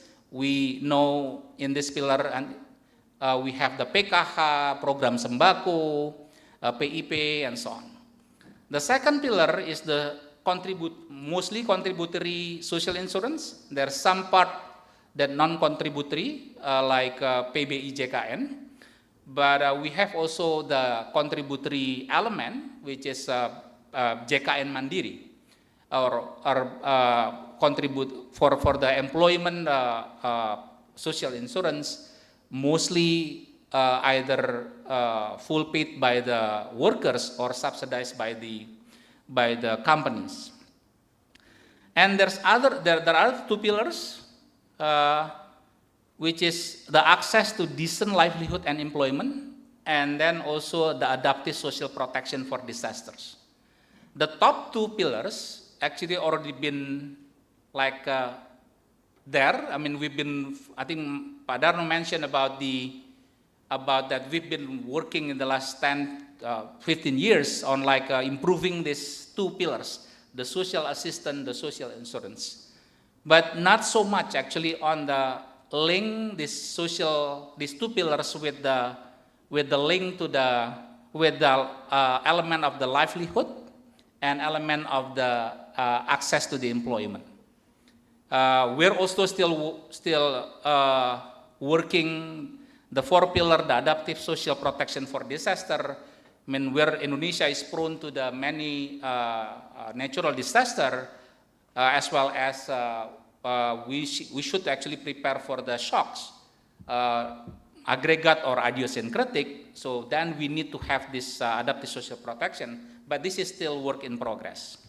So I argue that to have the so-called inclusive and comprehensive social protection to address those challenges, so we need to address the current as well as the future issues of the social protection. I list at least around 5 of this challenge. One is about the targeting error. I think despite the expansion of the coverage, the expansion of the program coverage, and the improvement on the data, the targeting data, now we have government has what we call as the DTSN, Data Tunggal Sosial Ekonomi Nasional, which is like the integration among the 3 main data, the DTKS, the Reksosek, and then P3KE. But I think our preliminary analysis shows that there's no such significant improvement in this targeting error. I think with the simulation, we still identify that both targeting and inclusion error in that ascent not significantly different with the error in the DTKS, P3K, or Rexosec. Yeah. So definitely we need like new strategy actually to improve this. And among others, I think we need like the targeting unified database that equipped with dynamic updating. This is what I think we still this dynamic updating mechanism. This is the mechanism that is still absent to all this data, including DataSN. They don't have still yet the mechanism for like a dynamic updating. And we know that the welfare situation, it changed so fast. I mean, it's not just in terms of the year, but even weeks, months, they can change. So this dynamic updating definitely is required, is important. And using the available high frequency data, it's not just relying on the door-to-door data collection. We have like administrative data, commerce, satellite data, and so on. Second is also on the develop on-demand system. This is also a way to improve the target or address the targeting error. Second, incomplete coverage. So we have many programs, but there are some actually that are still missed to cover. Among others is disability and elderly. So these two, I think, considering that Indonesia become the aging population, these two programs actually is must, but also Indonesia social protection system need to be more adaptive, because the fact that those who need actually the support is not just the poor, but it could be anyone like above the poor, the poverty line. Third is lack of impact on human capital, significant human capital, stunting, low education and low education outcome, and etc. This is not actually Pak Darno actually share about the impact of the PKH evaluation. Yes, the PKH in 2013 has the significant impact on stunting, on some positive health behavior, as well as education. But the programs actually changed. The design has actually changed and expanded. And without necessarily adjustment and then necessarily supporting support, the impact will not necessarily be linear.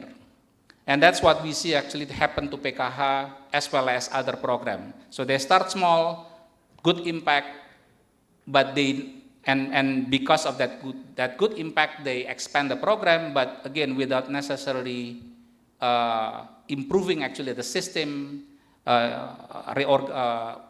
set up the right organization, support with the right resource, and so on.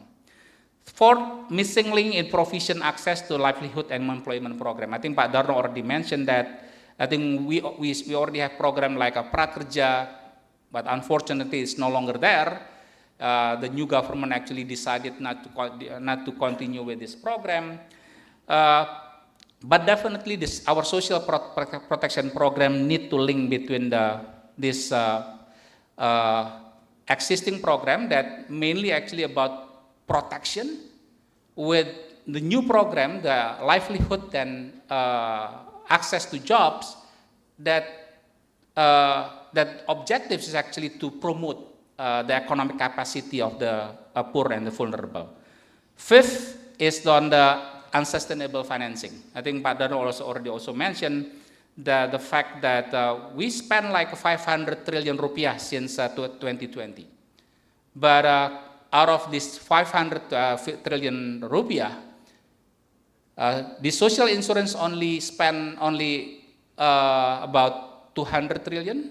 The 300 trillion was spent actually for the regressive subsidy, the energy subsidy, which is, far from efficient, and we can say that this is benefited many that really actually not in need. So to address this, definitely we need to like gradually shift this from like a price or commodity-based subsidy toward like a direct subsidy, so we can use better this 300 trillion, the existing resources. Second, gradually shift from heavy contributory social assistance to the partly subsidized contributory social assistance. I think learning from many countries, they are not permanently relying on this non-contributory social assistance, but developed countries, we can learn from them. What they develop is actually their social insurance, which is mainly actually contributory. Fifth, last but not least, of course, the expanding the tax base. I will be quick on this. So I think I all agree, all the evidence is important, but the question is whether robust evidence is sufficient to shape the policy. And I think evidence-based policy assumes that the social objectives are best served when robust scientific evidence, the available robust scientific evidence, is used rigorously and comprehensively to inform the decision policy. So the key is the utilization of this evidence. So it's not just the robust evidence published in the good journal or welcomed by the policymaker, but the key is the utilization of this robust evidence. Because we see now that despite solid evidence and strong technocratic proposal, Pak Darno mentioned about this regressive subsidy, the reform, the proposal to reform the regressive energy subsidy. This has happened for since 10 years ago. And government knows this, that we cannot continue with this. But why, despite that fact, we still stuck in the same problem? We also know that Pak Darno mentioned about the impact of the sembako, the BPNT evaluation. That was very strong evidence actually, and most adopted, decided to move from the Raskin to BPNT. But in 2020, they actually reversed the program sembako to become the hard cash program. So it's no longer voucher. So I think my point is then, so yes, robust evidence matters, important, but I think we need more than just providing the robust evidence. It is definitely one of the important elements, but we need more than that. And so lesson learned from, I think just quick on this, so this is lesson learned from reverse food assistance program.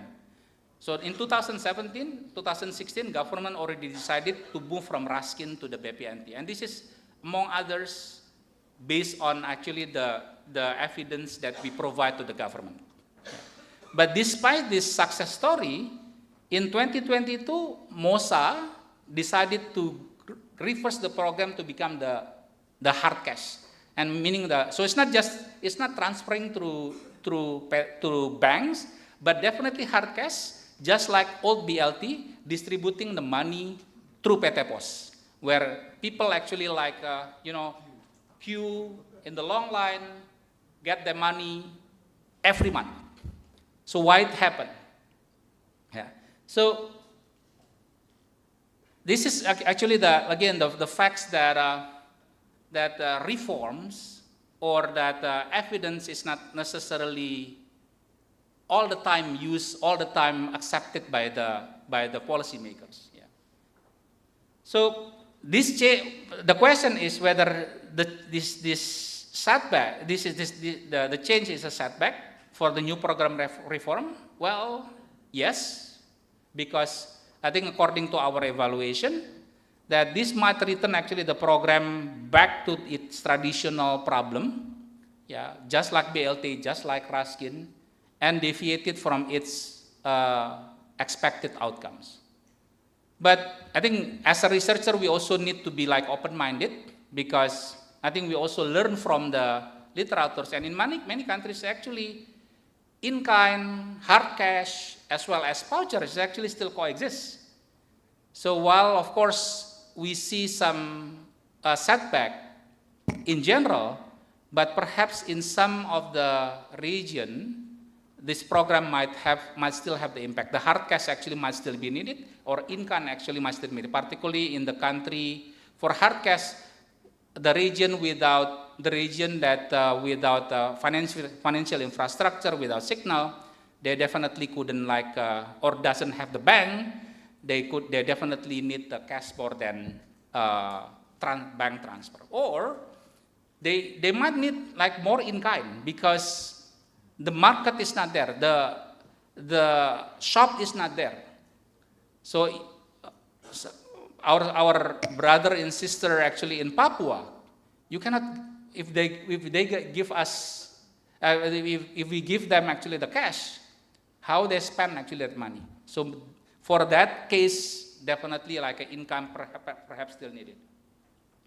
So I think this is my last slide, and then I think just to take some key takeaways on how we should see the evidence-based policy making. One, definitely that rigorous evidence is actually helpful in that to sell the policy reforms.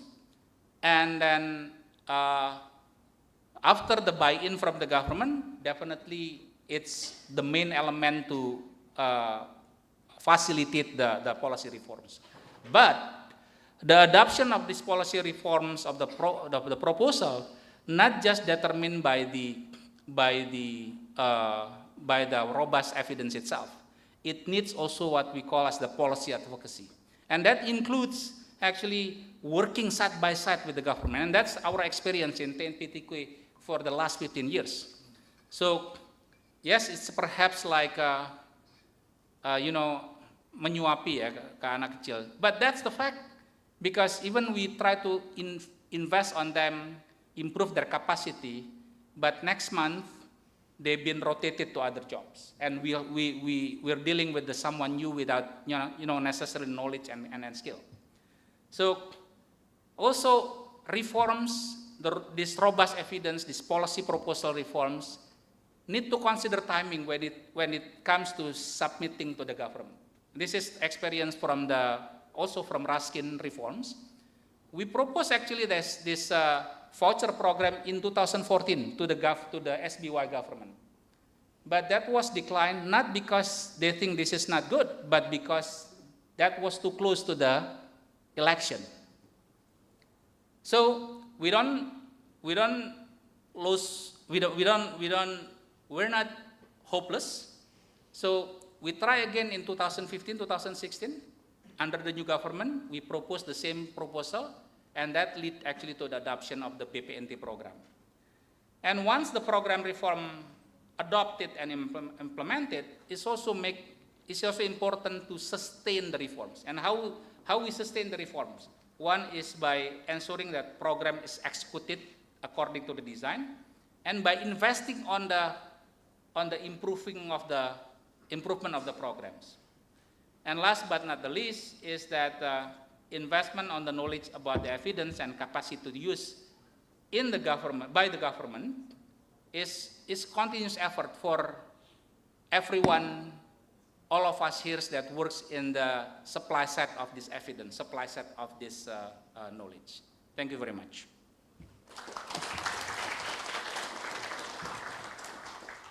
Okay, thank you, Pak Alan, for the discussion. We will now move on to our second discussion. Bu Putu Geniki, the time and floor are yours.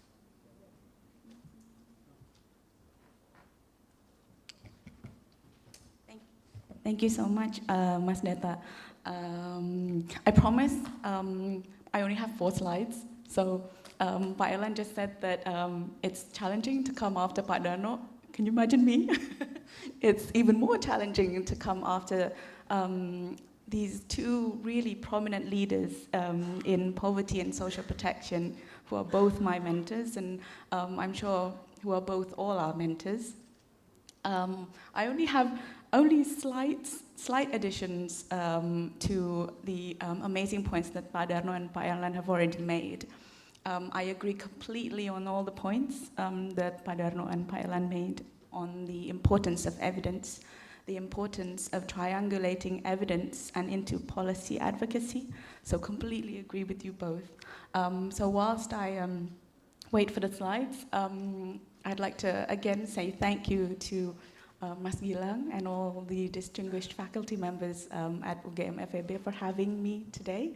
Mas Firman, Pak Budi, and Budayu for having me also today.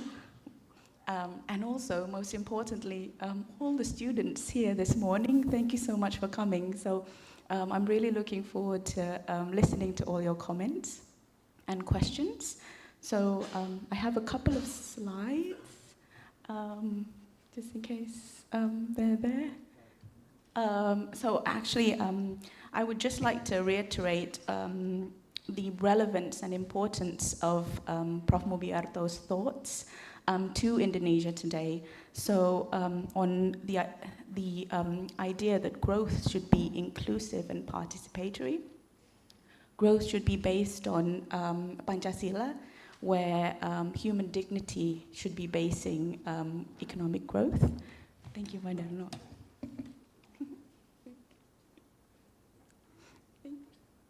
Thank you, Sudarno. And I'd like to thank, of course, this is from the Instagram account of BEM FEB UGM. Thank you so much, guys, for documenting Professor Mubyarto's thoughts in a very beautiful way.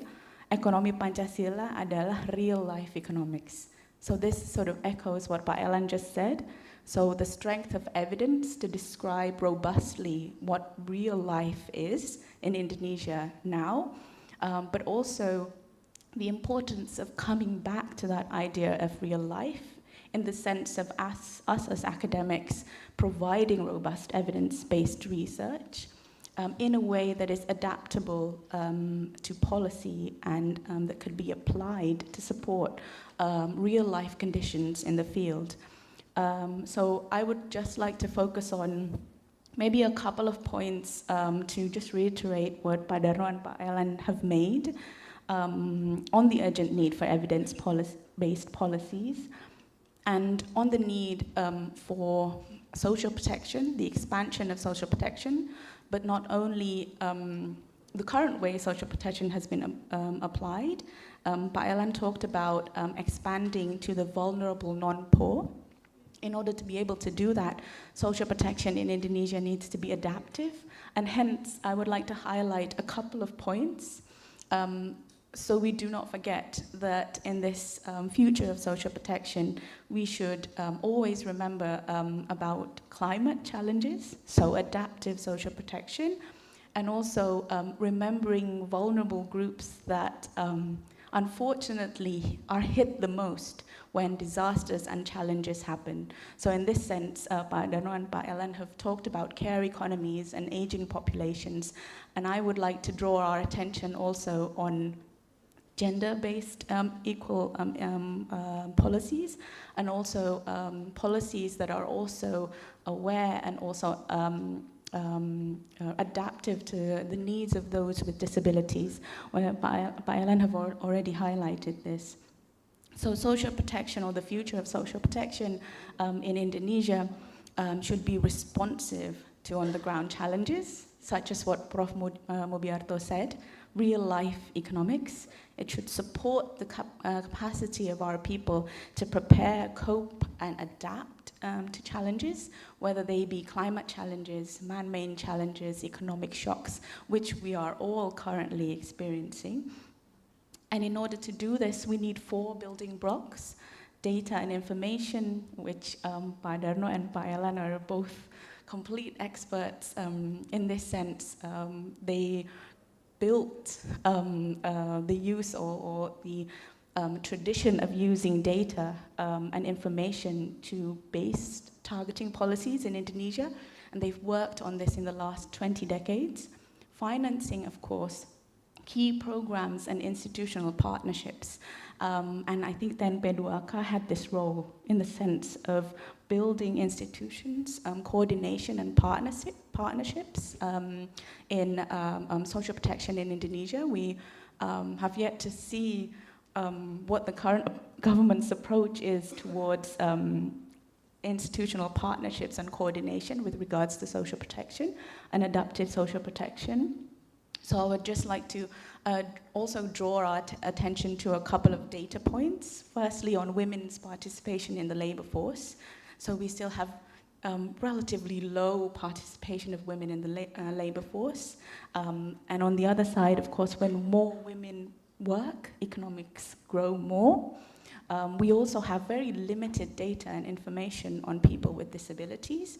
And in our near future or now, we should build more knowledge on the needs of people who are in these vulnerable groups to be able to respond and adapt to real-time, real-world needs. This is sort of my last sort of like discussion slide. So we have tools towards creating adaptive social protection policies. There's a new law, Peraturan Menteri Keuangan number 25, on pooling funds. I'm not very good with talking in microphones, but there hasn't been sort of like concrete action with regards to how this is translated into adaptive disaster mitigation policies. So we have the tools, but we need action. There are persistent inequality in women inclusions in the labor market.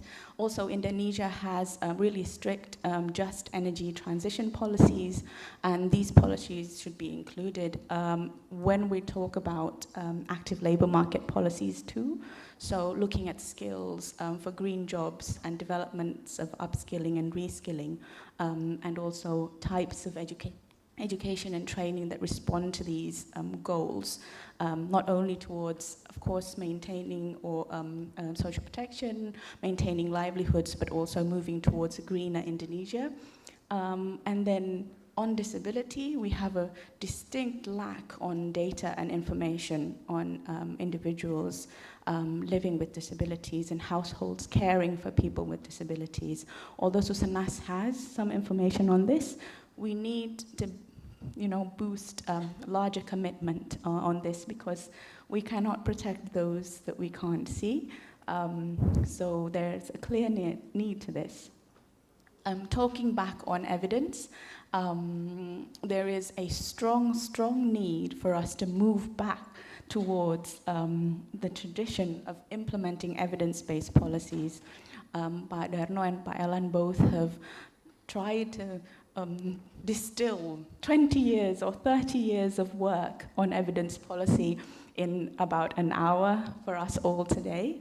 But those building blocks are genuinely strong. We should tap into those building blocks and move towards this tradition again. And hopefully a lot of people are listening to the talk today, including those in government. So again, the move towards evidence policies, and I'm probably going to end this talk because I'm really excited to hear your questions and comments, is on the work that I have been working on with Professor Sabina Alkaya, and also a lot of government actors also, on using a tool, a monitoring tool called the multidimensional poverty approach, on discovering these vulnerabilities, creating a robust evidence base with this tool of multidimensional poverty. The tool enables us to look at joint distributions of deprivation. I'm not going to go into the technicalities of this, but the idea is to echo Professor Mubyarto, is that real crises cannot just be described as lack in income, but also multiple types of deprivations, whether it be comorbidities, risk factors, and vulnerabilities, different types of deprivations in different types of aspects of life. And the multidimensional poverty approach allows us to look at how individuals and households experience these comorbidities together.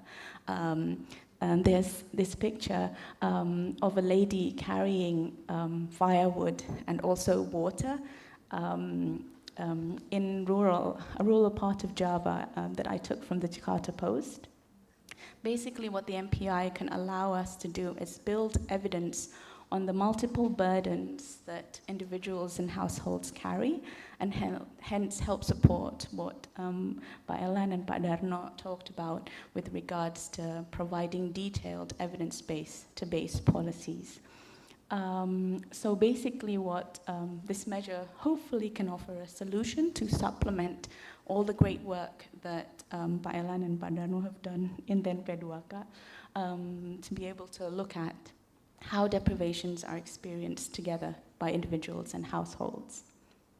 And I guess before I end my comments today, I would like to draw upon key thoughts that two prominent economists have coined about the same time in the 90s.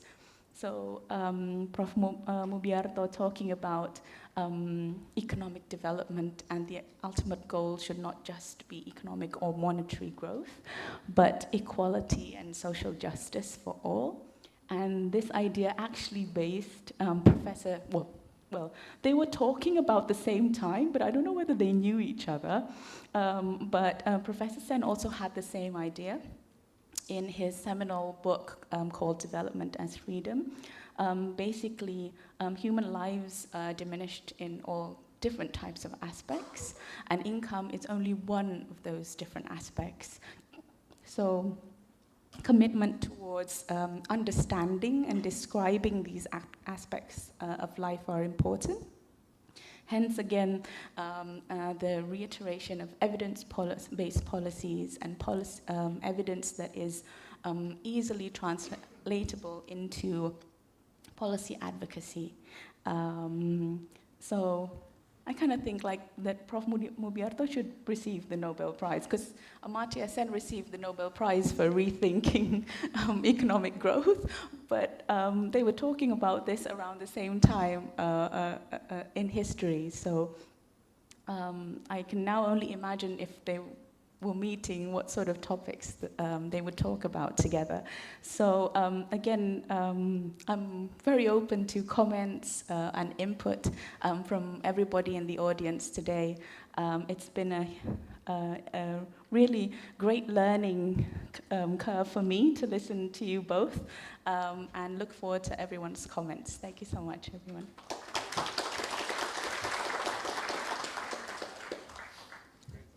Thank you for all the speakers, Dr. Sudarno Sumarto, Dr. Elan Satriawan, and Dr. Putugeniki for the lecture as well as the discussion. Now we'll move on to a Q&A session. So we have until about 11:30, so that's about nearly 50 minutes for Q&A, in which we're going to stop at 11:30 for the Friday prayer. Before I move on to the Q&A, I actually have just a quick question for Pak Darno and Pak Elan regarding the lecture. So my question is that despite the unified database as well as the KKS or the ID card, we still have, I think we still have exclusion as well as inclusion errors. So what's been done as of now to mitigate these errors, and are there any potential unintended consequences from that? Thank you.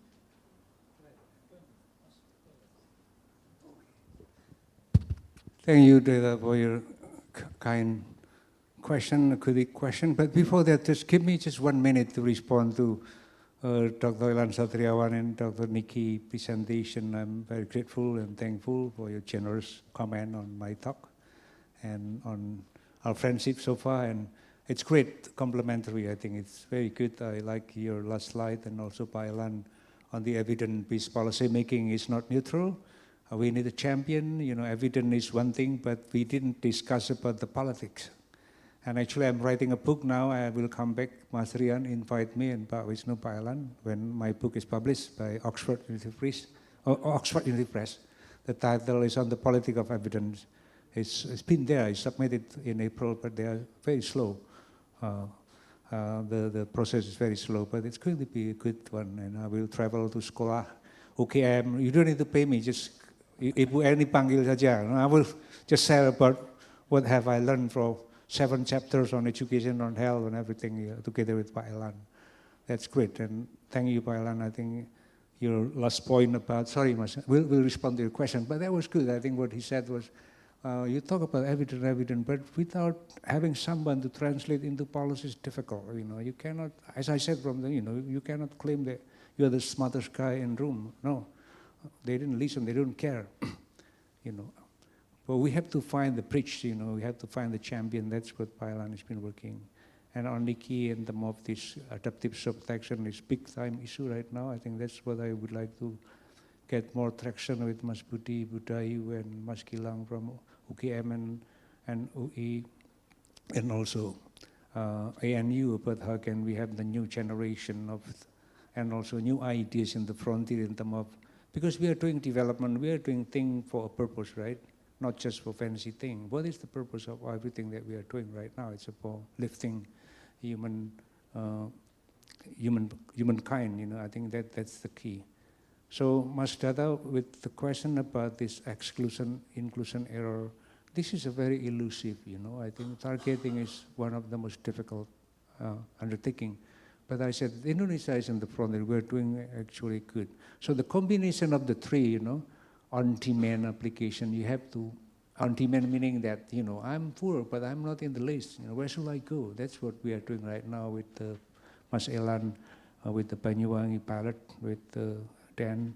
And, poverty is very fluid, as I said. People moving in and out of quite frequently, even week, month, 2 months, you are not poor now, and then suddenly they have flood, Marapi eruption or whatever, and then you fall into poverty. It's not being captured by that data, you're static.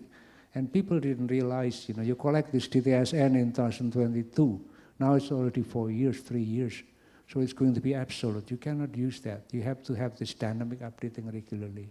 So unintended consequences, of course, people are being left out, and it's not good, because it's always better to, make the prisoners free instead of chilling people who didn't commit any crime. It means if there are some inclusion error, that's all right, because it's not that really rich. But if you exclude people who are supposed to be in the list, I think that's not good, because they need the help.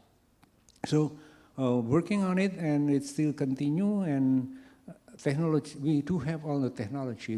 Pak Elan, myself, also working with Messi Wong, and using machine learning, using AI, of combining all this trained data, satellite data, to have more precision in terms of targeting. So we have a lot working on it, and it's almost there. But the government need to get buy-in. Pak Elan's question yesterday was, okay, we have everything now, but who is going to be responsible for that? Because this is like, it's a beautiful lady, people would like to want that one, just kayak rebutan, ya.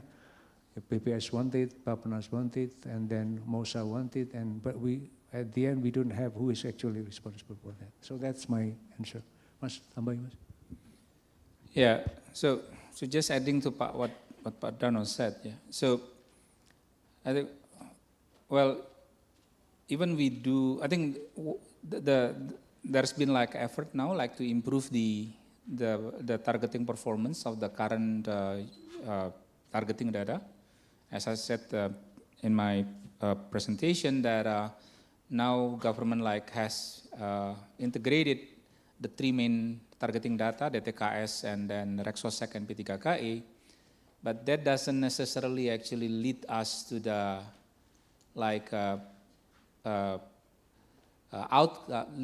outcome where we combine all 3 advantages from this data. In fact, as I said, the preliminary finding shows that the inclusion and exclusion error, including the R-square of this data set, not necessarily or not significantly actually different with this individual statistic of this performance targeting of this individual targeting data. So I think now I said then actually to the meeting with Dan yesterday, because now Dan is like leading the interline ministry's effort to improve the works on improving the data set and utilization of data sets. we should go beyond the traditional data enumeration. I think because I think we've been learning from, in fact, from Unified Database in 2011, P3KE in the 2022, and Rexosec also 22, and now DataSen. All these three data rely on the door-to-door data enumeration. And the most recent, of course, data collection by Rexosec, it costs government 4 trillion. Of course, we cannot afford this like to be done every year. So then we should like use and this is also the ongoing effort. We need to use like a more frequent and more available data that not necessarily to be collected directly from the household. I think that the satellite data, the commerce data from Telkomsel, from Gojek, and we have the machine learning that enable us actually to deal with the big data. But also Mas Sudarno said, on demand is important because despite all of this effort, there must be people out there that need, the government support excluded. So this window, this open window on-demand application provide, the mechanisms actually for those excluded to get into the system. My additional point also that not everything need to be top-down targeted. Programs like, of course, PKH, the Sembako, and especially the national targeting program, they might still need use because considering the limited fiscal, they need actually to be targeted. But we know also the limitation of this top-down targeting using the PMT, and I think paper by Ibu Vivi Alatas and Abhijit Banerjee has shown that. So the limitation of this PMT approach targeting, yes, overall they actually outperforms the other type of targeting, including the community targeting. But when it comes to like identifying the very bottom population, the extreme poor, this community targeting actually outperformed the PMT, and it give actually it generate more satisfaction and acceptance among the people. So not necessarily perhaps better in terms of the targeting statistic compared to the PMT, but community targeting actually give more acceptance and more satisfaction. And sometimes we need to combine, and that's what we did actually to when we have the BLT Desa.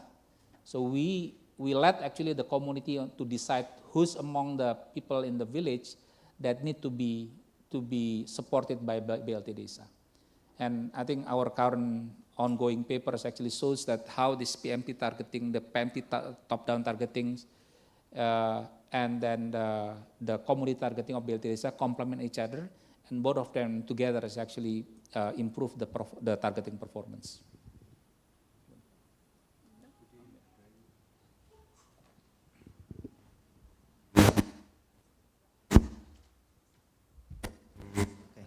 Thank you, Pak Darno and Pak Elan. Thank you.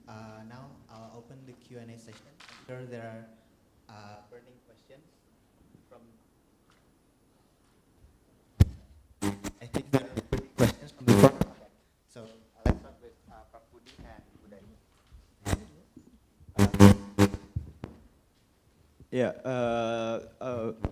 My name is Budi Sudarno, ANU. First of all, thank you to Mas Darno for a very comprehensive story about social assistance in Indonesia and history of TNP2K. A very nice presentation and very clear, very clear. Also, thanks to Pak Elan for your presentation supporting what Pak Darno has said, and as well thanks to Nikki. So it seemed to me, looking what you have presented, that our social assistance work for two things: as a cushion for the poor to survive, so make it easier for the poor to survive because they receive money, And second is probably it is a fiscal expansion that actually boosts the economy. But so far, I haven't seen really an argument that this social assistance is actually also make the poor becoming a better person, having a higher quality of capital, improving their human capital. And so far you only say that, well, this program is actually extending people to stay in school for several years, but what is it good to stay several years if they learn nothing? Because the quality of school is not improved. So one first point is that, so far it seemed to me one of the biggest issue, maybe there are several others, for TNP2K, you guys creating a program for cushioning the poor, but not much on improving human capital of the poor. And the issue with that is, of course, it's not 100% TNP2K issue. It is also the issue of the education department. You know, people staying 2 more years but learn nothing is an issue. So I think one issue is that how we could create social assistance that actually work together with other departments, particularly focus on improving human capital. Now, the second issue is that it seemed to me, reading various articles, when it is about improving human capital, such as BMAS, such as IPM, this program typically fail when it is upscale. When they upscale, when they make it bigger, their effectiveness is fail. When they were targeted into a certain region, when they targeted, they actually work well. Now, so the second issue is that if we would like to develop a social assistant that could improve human capital, it's not only that we need to work with others that are providing a facility to improve human capital, but also we cannot just give it to random people. Because upscaling has always been an issue in IPM, in BMAS, in IDT. So, so that is the trick. And I hope that TNP2K, if it is, can go for longer, because it is already 25 years, could come up with more strategy on that. Thank you.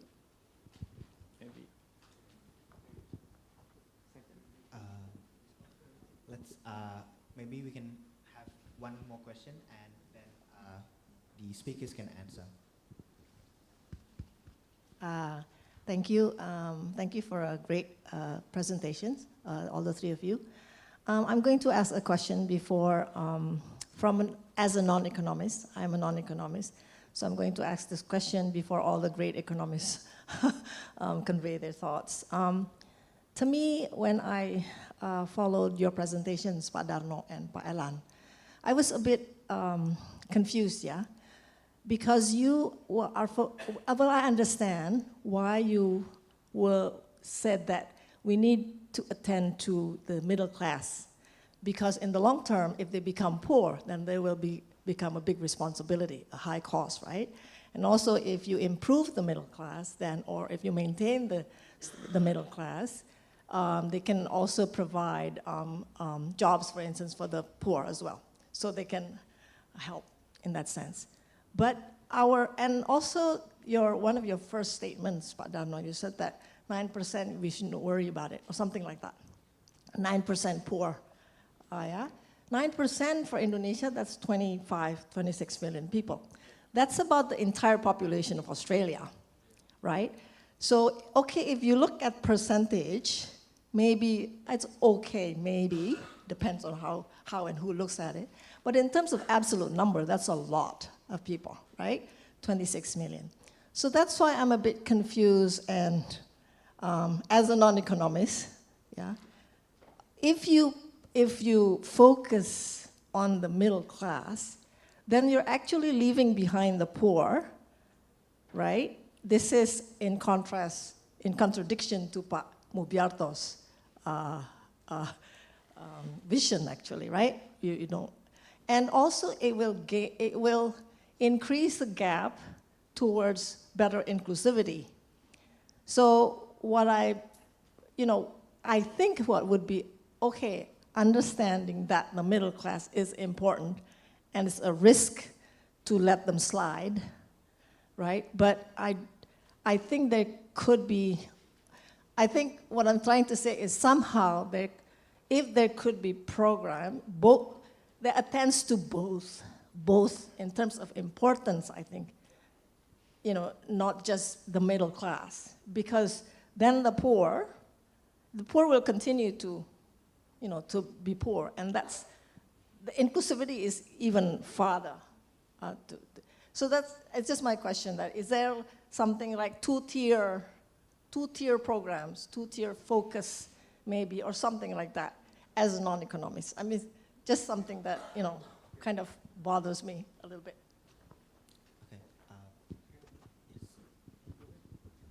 Okay, great question from the couples, Ibu Dayu and Professor Budi. So I'll go with Ibu first, yeah, lady first, Mas Budi, sorry, yeah. It's a great question, but I'm sorry that I confused you, but actually, from the beginning, my statement is not that we have to focus on the middle class. I just want to emphasize that we have been doing okay, not great. We still have,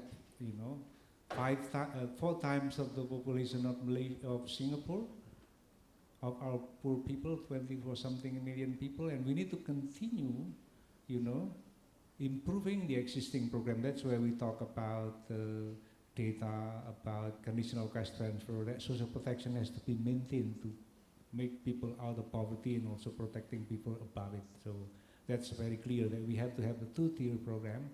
And what I said was not that we have to expand the existing program to cover the middle classes, not Ibu. So basically we have to have a different program because those people need something else, probably housing, transportation, tax deduction or discount here and there. We have to continue working, exploring of this labor market policy. That's why I was focusing on the 3-pillar social system, social system, and then social insurance, and then active labor market. But yes, I think it's well taken. It's a great question for everyone who is also a bit confused about the idea. Is basically, yes, middle class is important, but the poor are also equally important, even more important. We have to continue working on that one. It's not like zero-sum game. We have to work both equally. That's a good point. Well, thank you so much to remind me. And we'll pile and continue. But on Mas Budi, I agree with you. Exactly. But TNP 2 case no longer exists much. Now Demis already is gone. But we got your point. We have been there, Darno and Elan, for 15 years working on this very issue.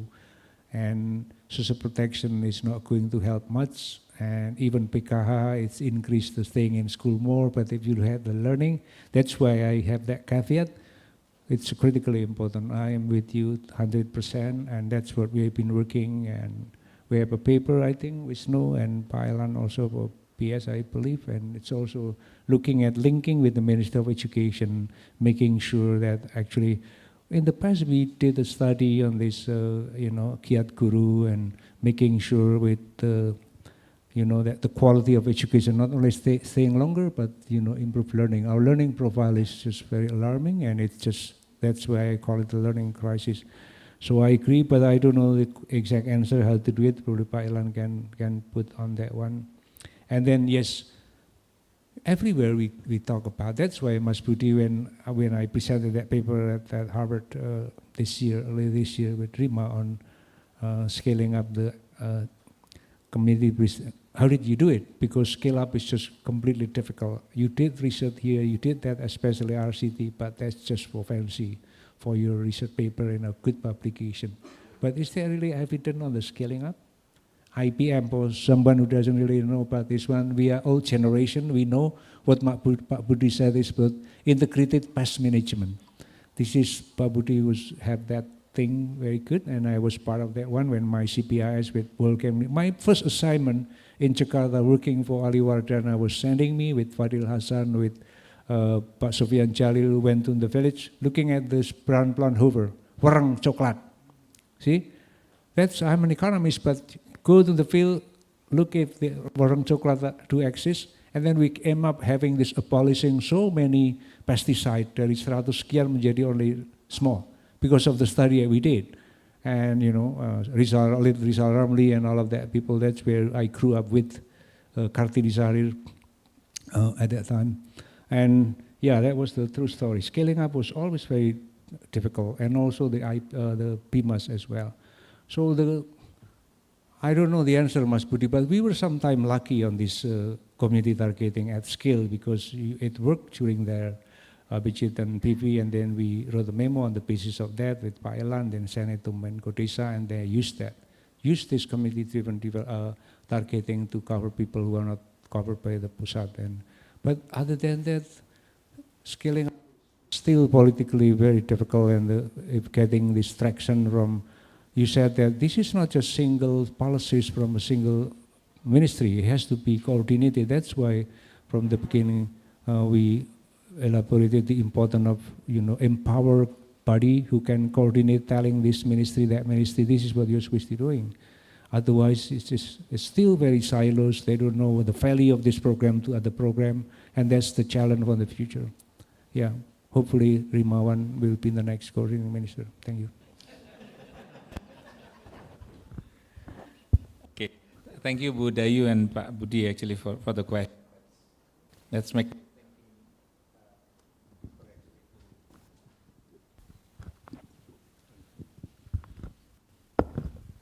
to what we have said and look back whether what we did right, what we did wrong in the past 10,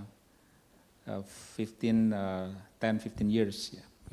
So I think similarly like what Pak Dono said, when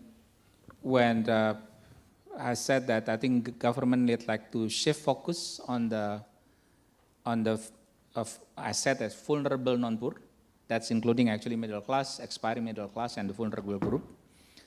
That doesn't mean actually that the government need to like set aside or forget the poverty alleviation agenda. Well, one in fact that's already been in the Asta Cita, in the RPJMN. By 2029, Indonesia should reach like about 4.5%. And that means like 1 percentage point drop annually. This is quite ambitious target, and I think last time we reached that 1 percentage point like about perhaps like 10 years ago, and since then poverty alleviation in Indonesia is actually its annual percentage point drop is perhaps like the best in the last 10 years is 0.6% or 0.7% a percentage point.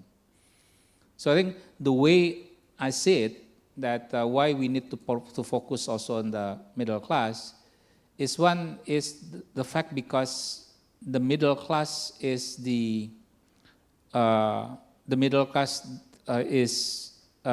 shrinking. Their welfare is actually worsening, and our argument is that to make the economic sector actually more inclusive, the main backbone is actually the middle class. That is one. The second one, protecting the middle class or promoting, empowering the middle class would also ensure that they will not fall back into the under poverty. Because when it comes to the poverty alleviation, I think we should take care of two issues. One, like to lifting up those that live under the poverty line, but also to make sure that those that above poverty line not fall back into the below poverty line. And that's what because with all of this program PKH, Sembako, I think, and the program Sembako actually we have shown that it has the very significant impact on the poverty reduction. But we're also seeing that from that Susenas panel that many that already been in the past not considered poor, they went back to the poor. They went back become poor again. So and that's among others actually because the government support toward like the vulnerable non-poor is still lack. Yes, of course, there's like energy subsidy that reaching them, benefiting them, but not, in the very solid and the systematic strategy how to empower this, how to protect and empower this vulnerable non-poor. So again, I think empowering the vulnerable non-poor, it's also part of the poverty alleviation, making sure that the agenda to alleviate poverty is still rolling on, and we can reach actually the target, because just relying on the existing program, I think we've been like experiencing this, the best annual poverty rate drop is perhaps less than 1 percentage point. On Mas Budi, the very origin, the original idea of TNP2K, institutional arrangement, that consists, so that's a high level, actually to promote the interministerial coordination, and it is not just among the ministers that, implementing the social programs, PKH, PIP, JKN and so on, but also programs that empower the supply side, including the education ministers, infrastructures, Kemenaker. Unfortunately, I think we've been like a focusing, and that's, I think that's a self-critic to us as well, that we've been focusing much is actually on the demand side programs, including improving the targeting data and so on, but there's still a lot and still can be done actually on the supply side, including this is when we want to talk about how social protection, how the anti-poverty strategy can have the impact on the human capital and then livelihood and then inclusive growth.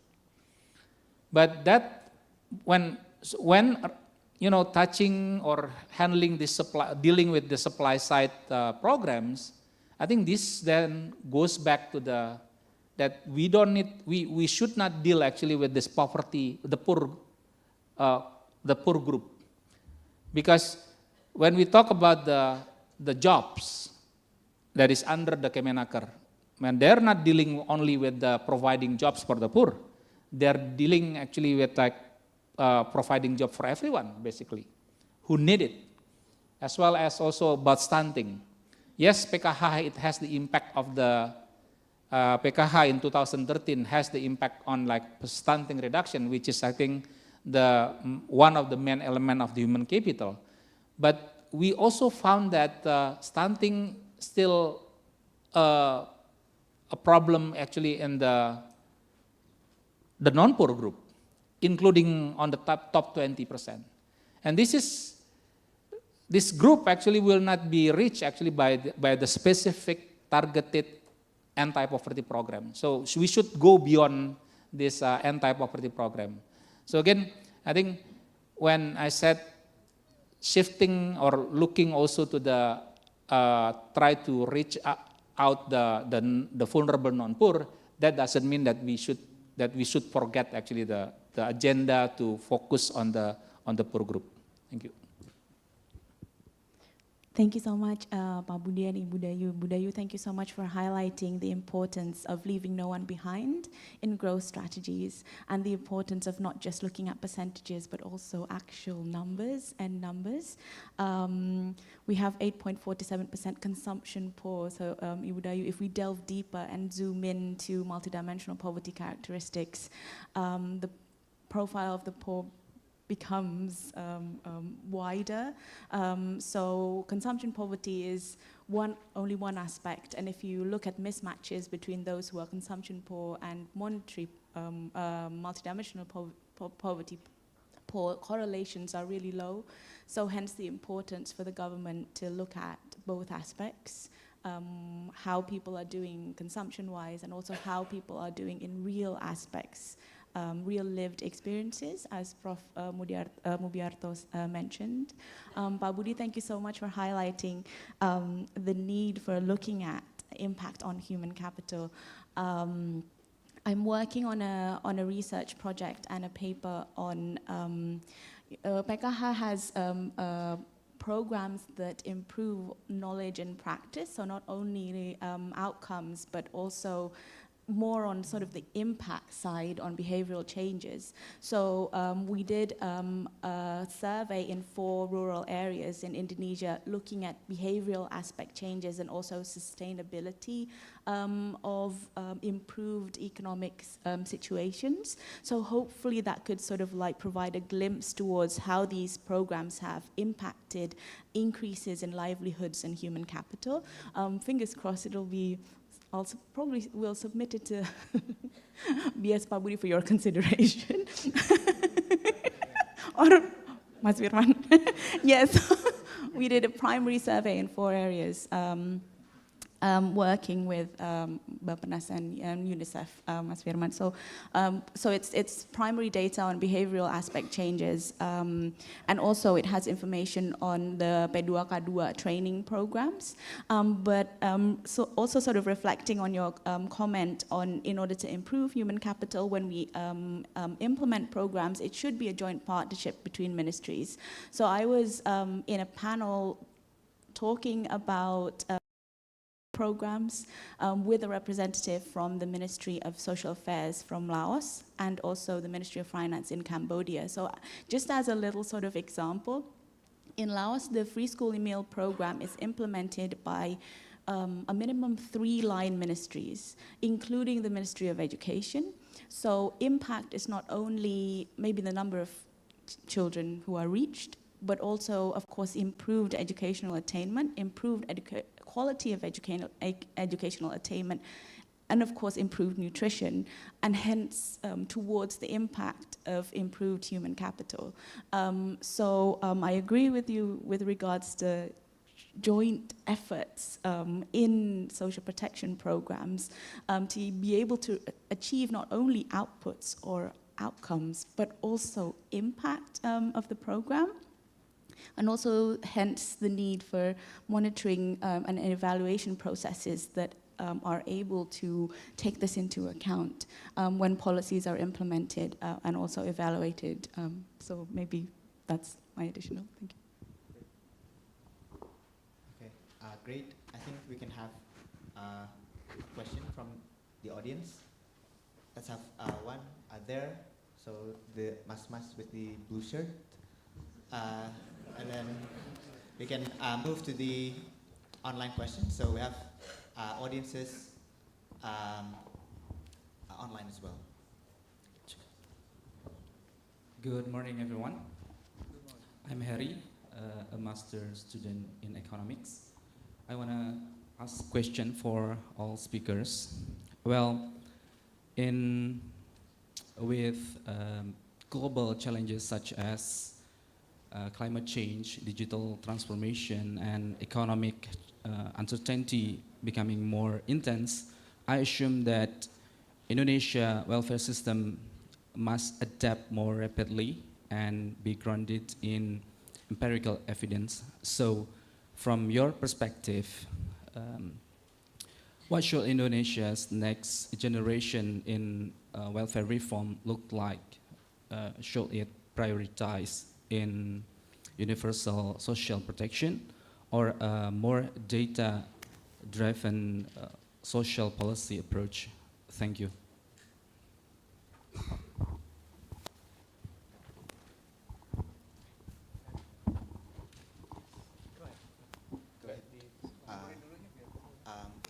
So due to limited time, we'll have one question here, and then I'll move on to some of the on questions, and we'll have some more here if there's time. Okay. Vicky, you want to?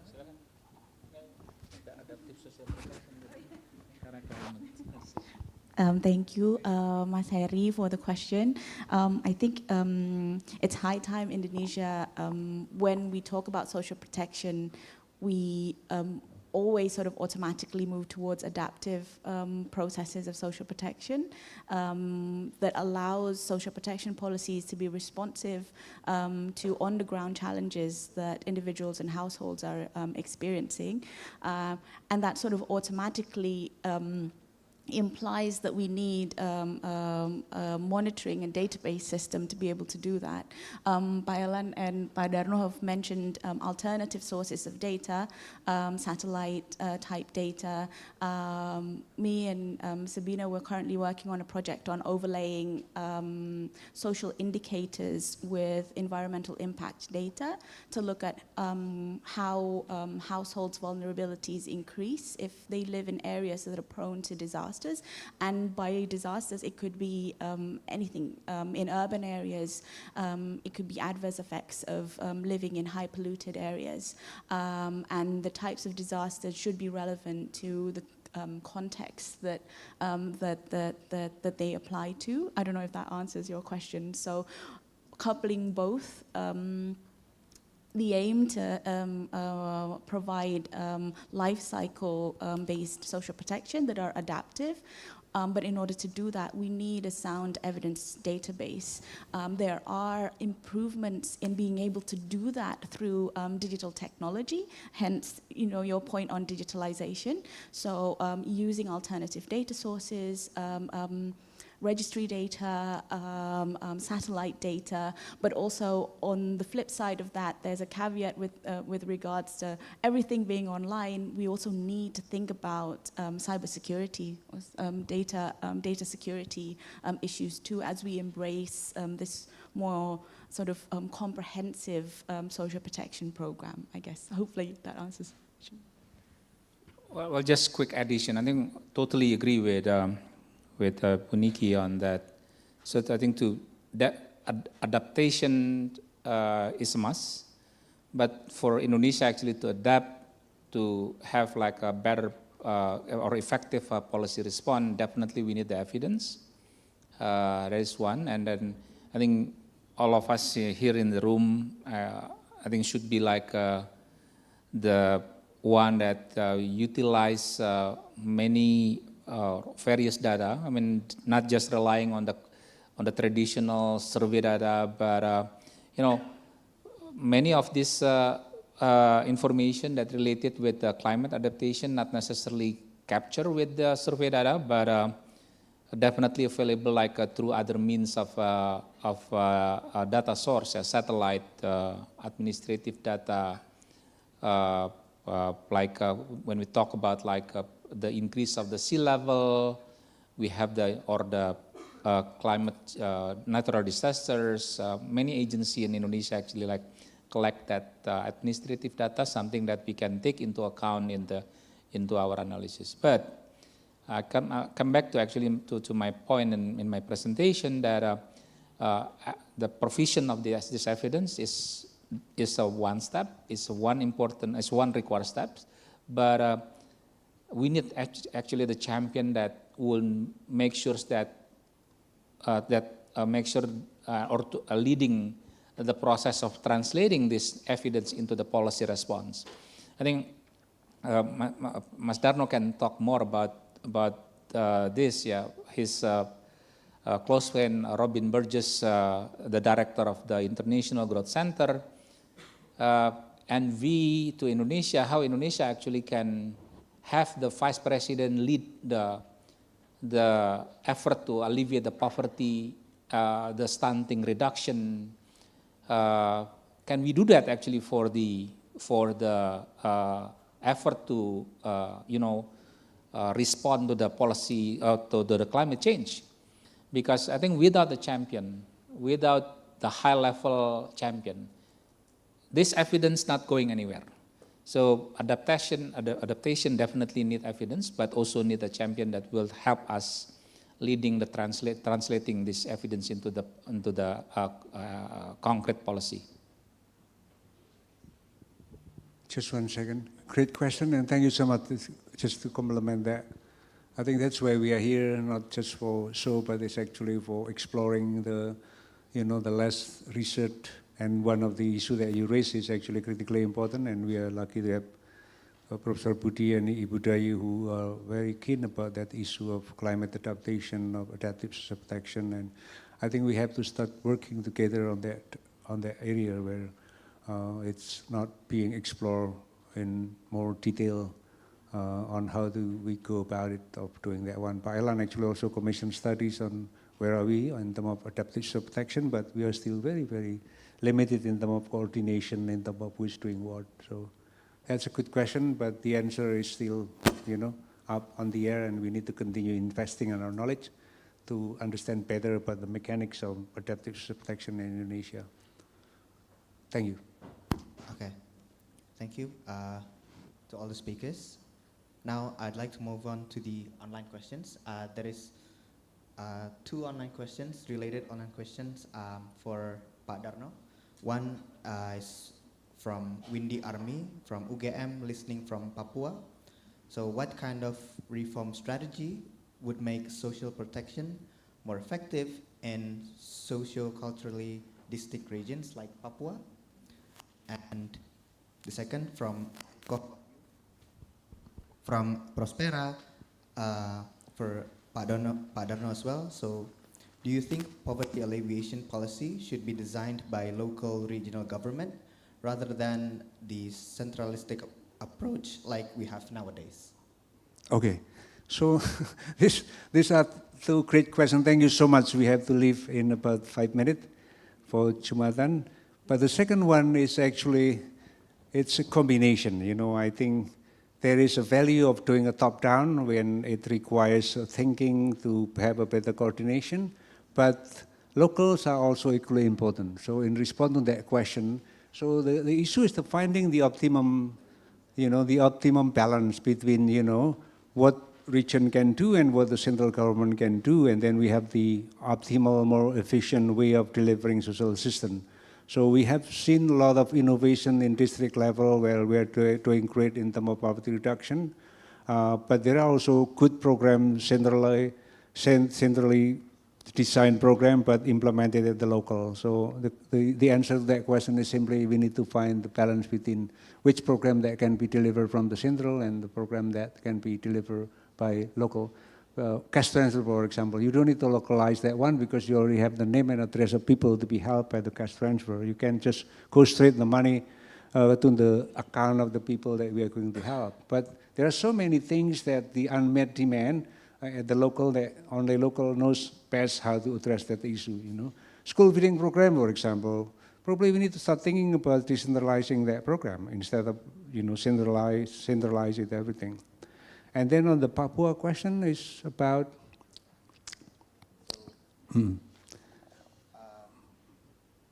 okay. Thank you. So regarding the Papua question, it's what kind of reform strategy would make social protection more effective in socio-culturally distinct regions like Papua? Yeah. Yes, Papua is very unique, but 60% of the people are living under poverty. Targeting is not as important as in Java because they are look-alike, between those in the bottom 20 percentile and 25 percentile are very similar. But Papua definitely needs a different approach in terms of how should we address the issues there. We need the community empowerment in that district in addition to cash. And this is what we have been working with Pak Elan for quite some time. The problem, our program is static and it's also uniform across Indonesia. Let's say cash transfer for 100,000 or 200,000 across the board. But the price difference are huge. Java is actually only half the price of Papua in terms of cost of living. So you need to have also a different approach in terms of the size, in terms of the mechanic, and in terms of the involvement of of the community at the local. So basically there is no one-size-fits-all policy, and Papua needs a different approach, and we have to understand better the people of Papua in terms of this their aspiration and also the local needs. Thank you. You would like to add? All right. We now have reached 11:30, so because it's Friday and due to Friday prayer, we have to finish early. So I think we can wrap up now. So again, thank you for all the speakers. Pak Sudarno Sumarto, Pak Elan Satriawan, and Bu Putu Giniki, and all of the audiences, both offline and online, for attending this year's Mubyarto Public Policy Forum. I think I'll hand over the stage to the MC now.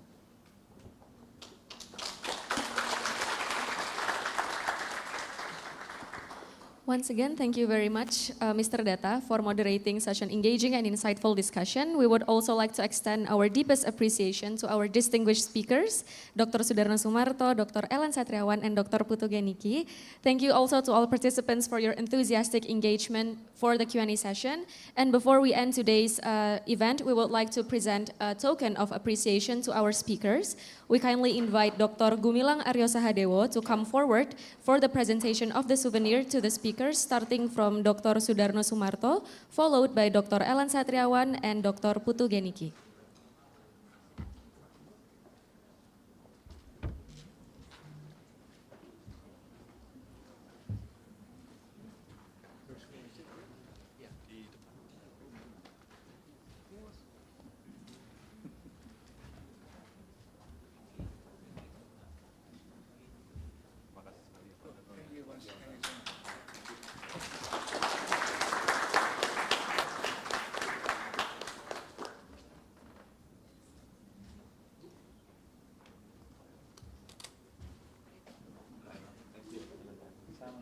Terima kasih sudah terjadi.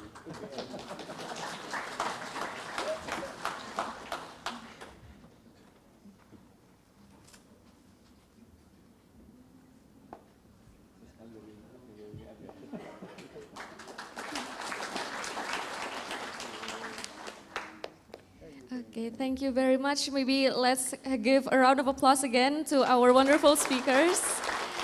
Okay, ladies and gentlemen, we have now reached the end of the 9th Mubyarto Public Policy Forum 2025.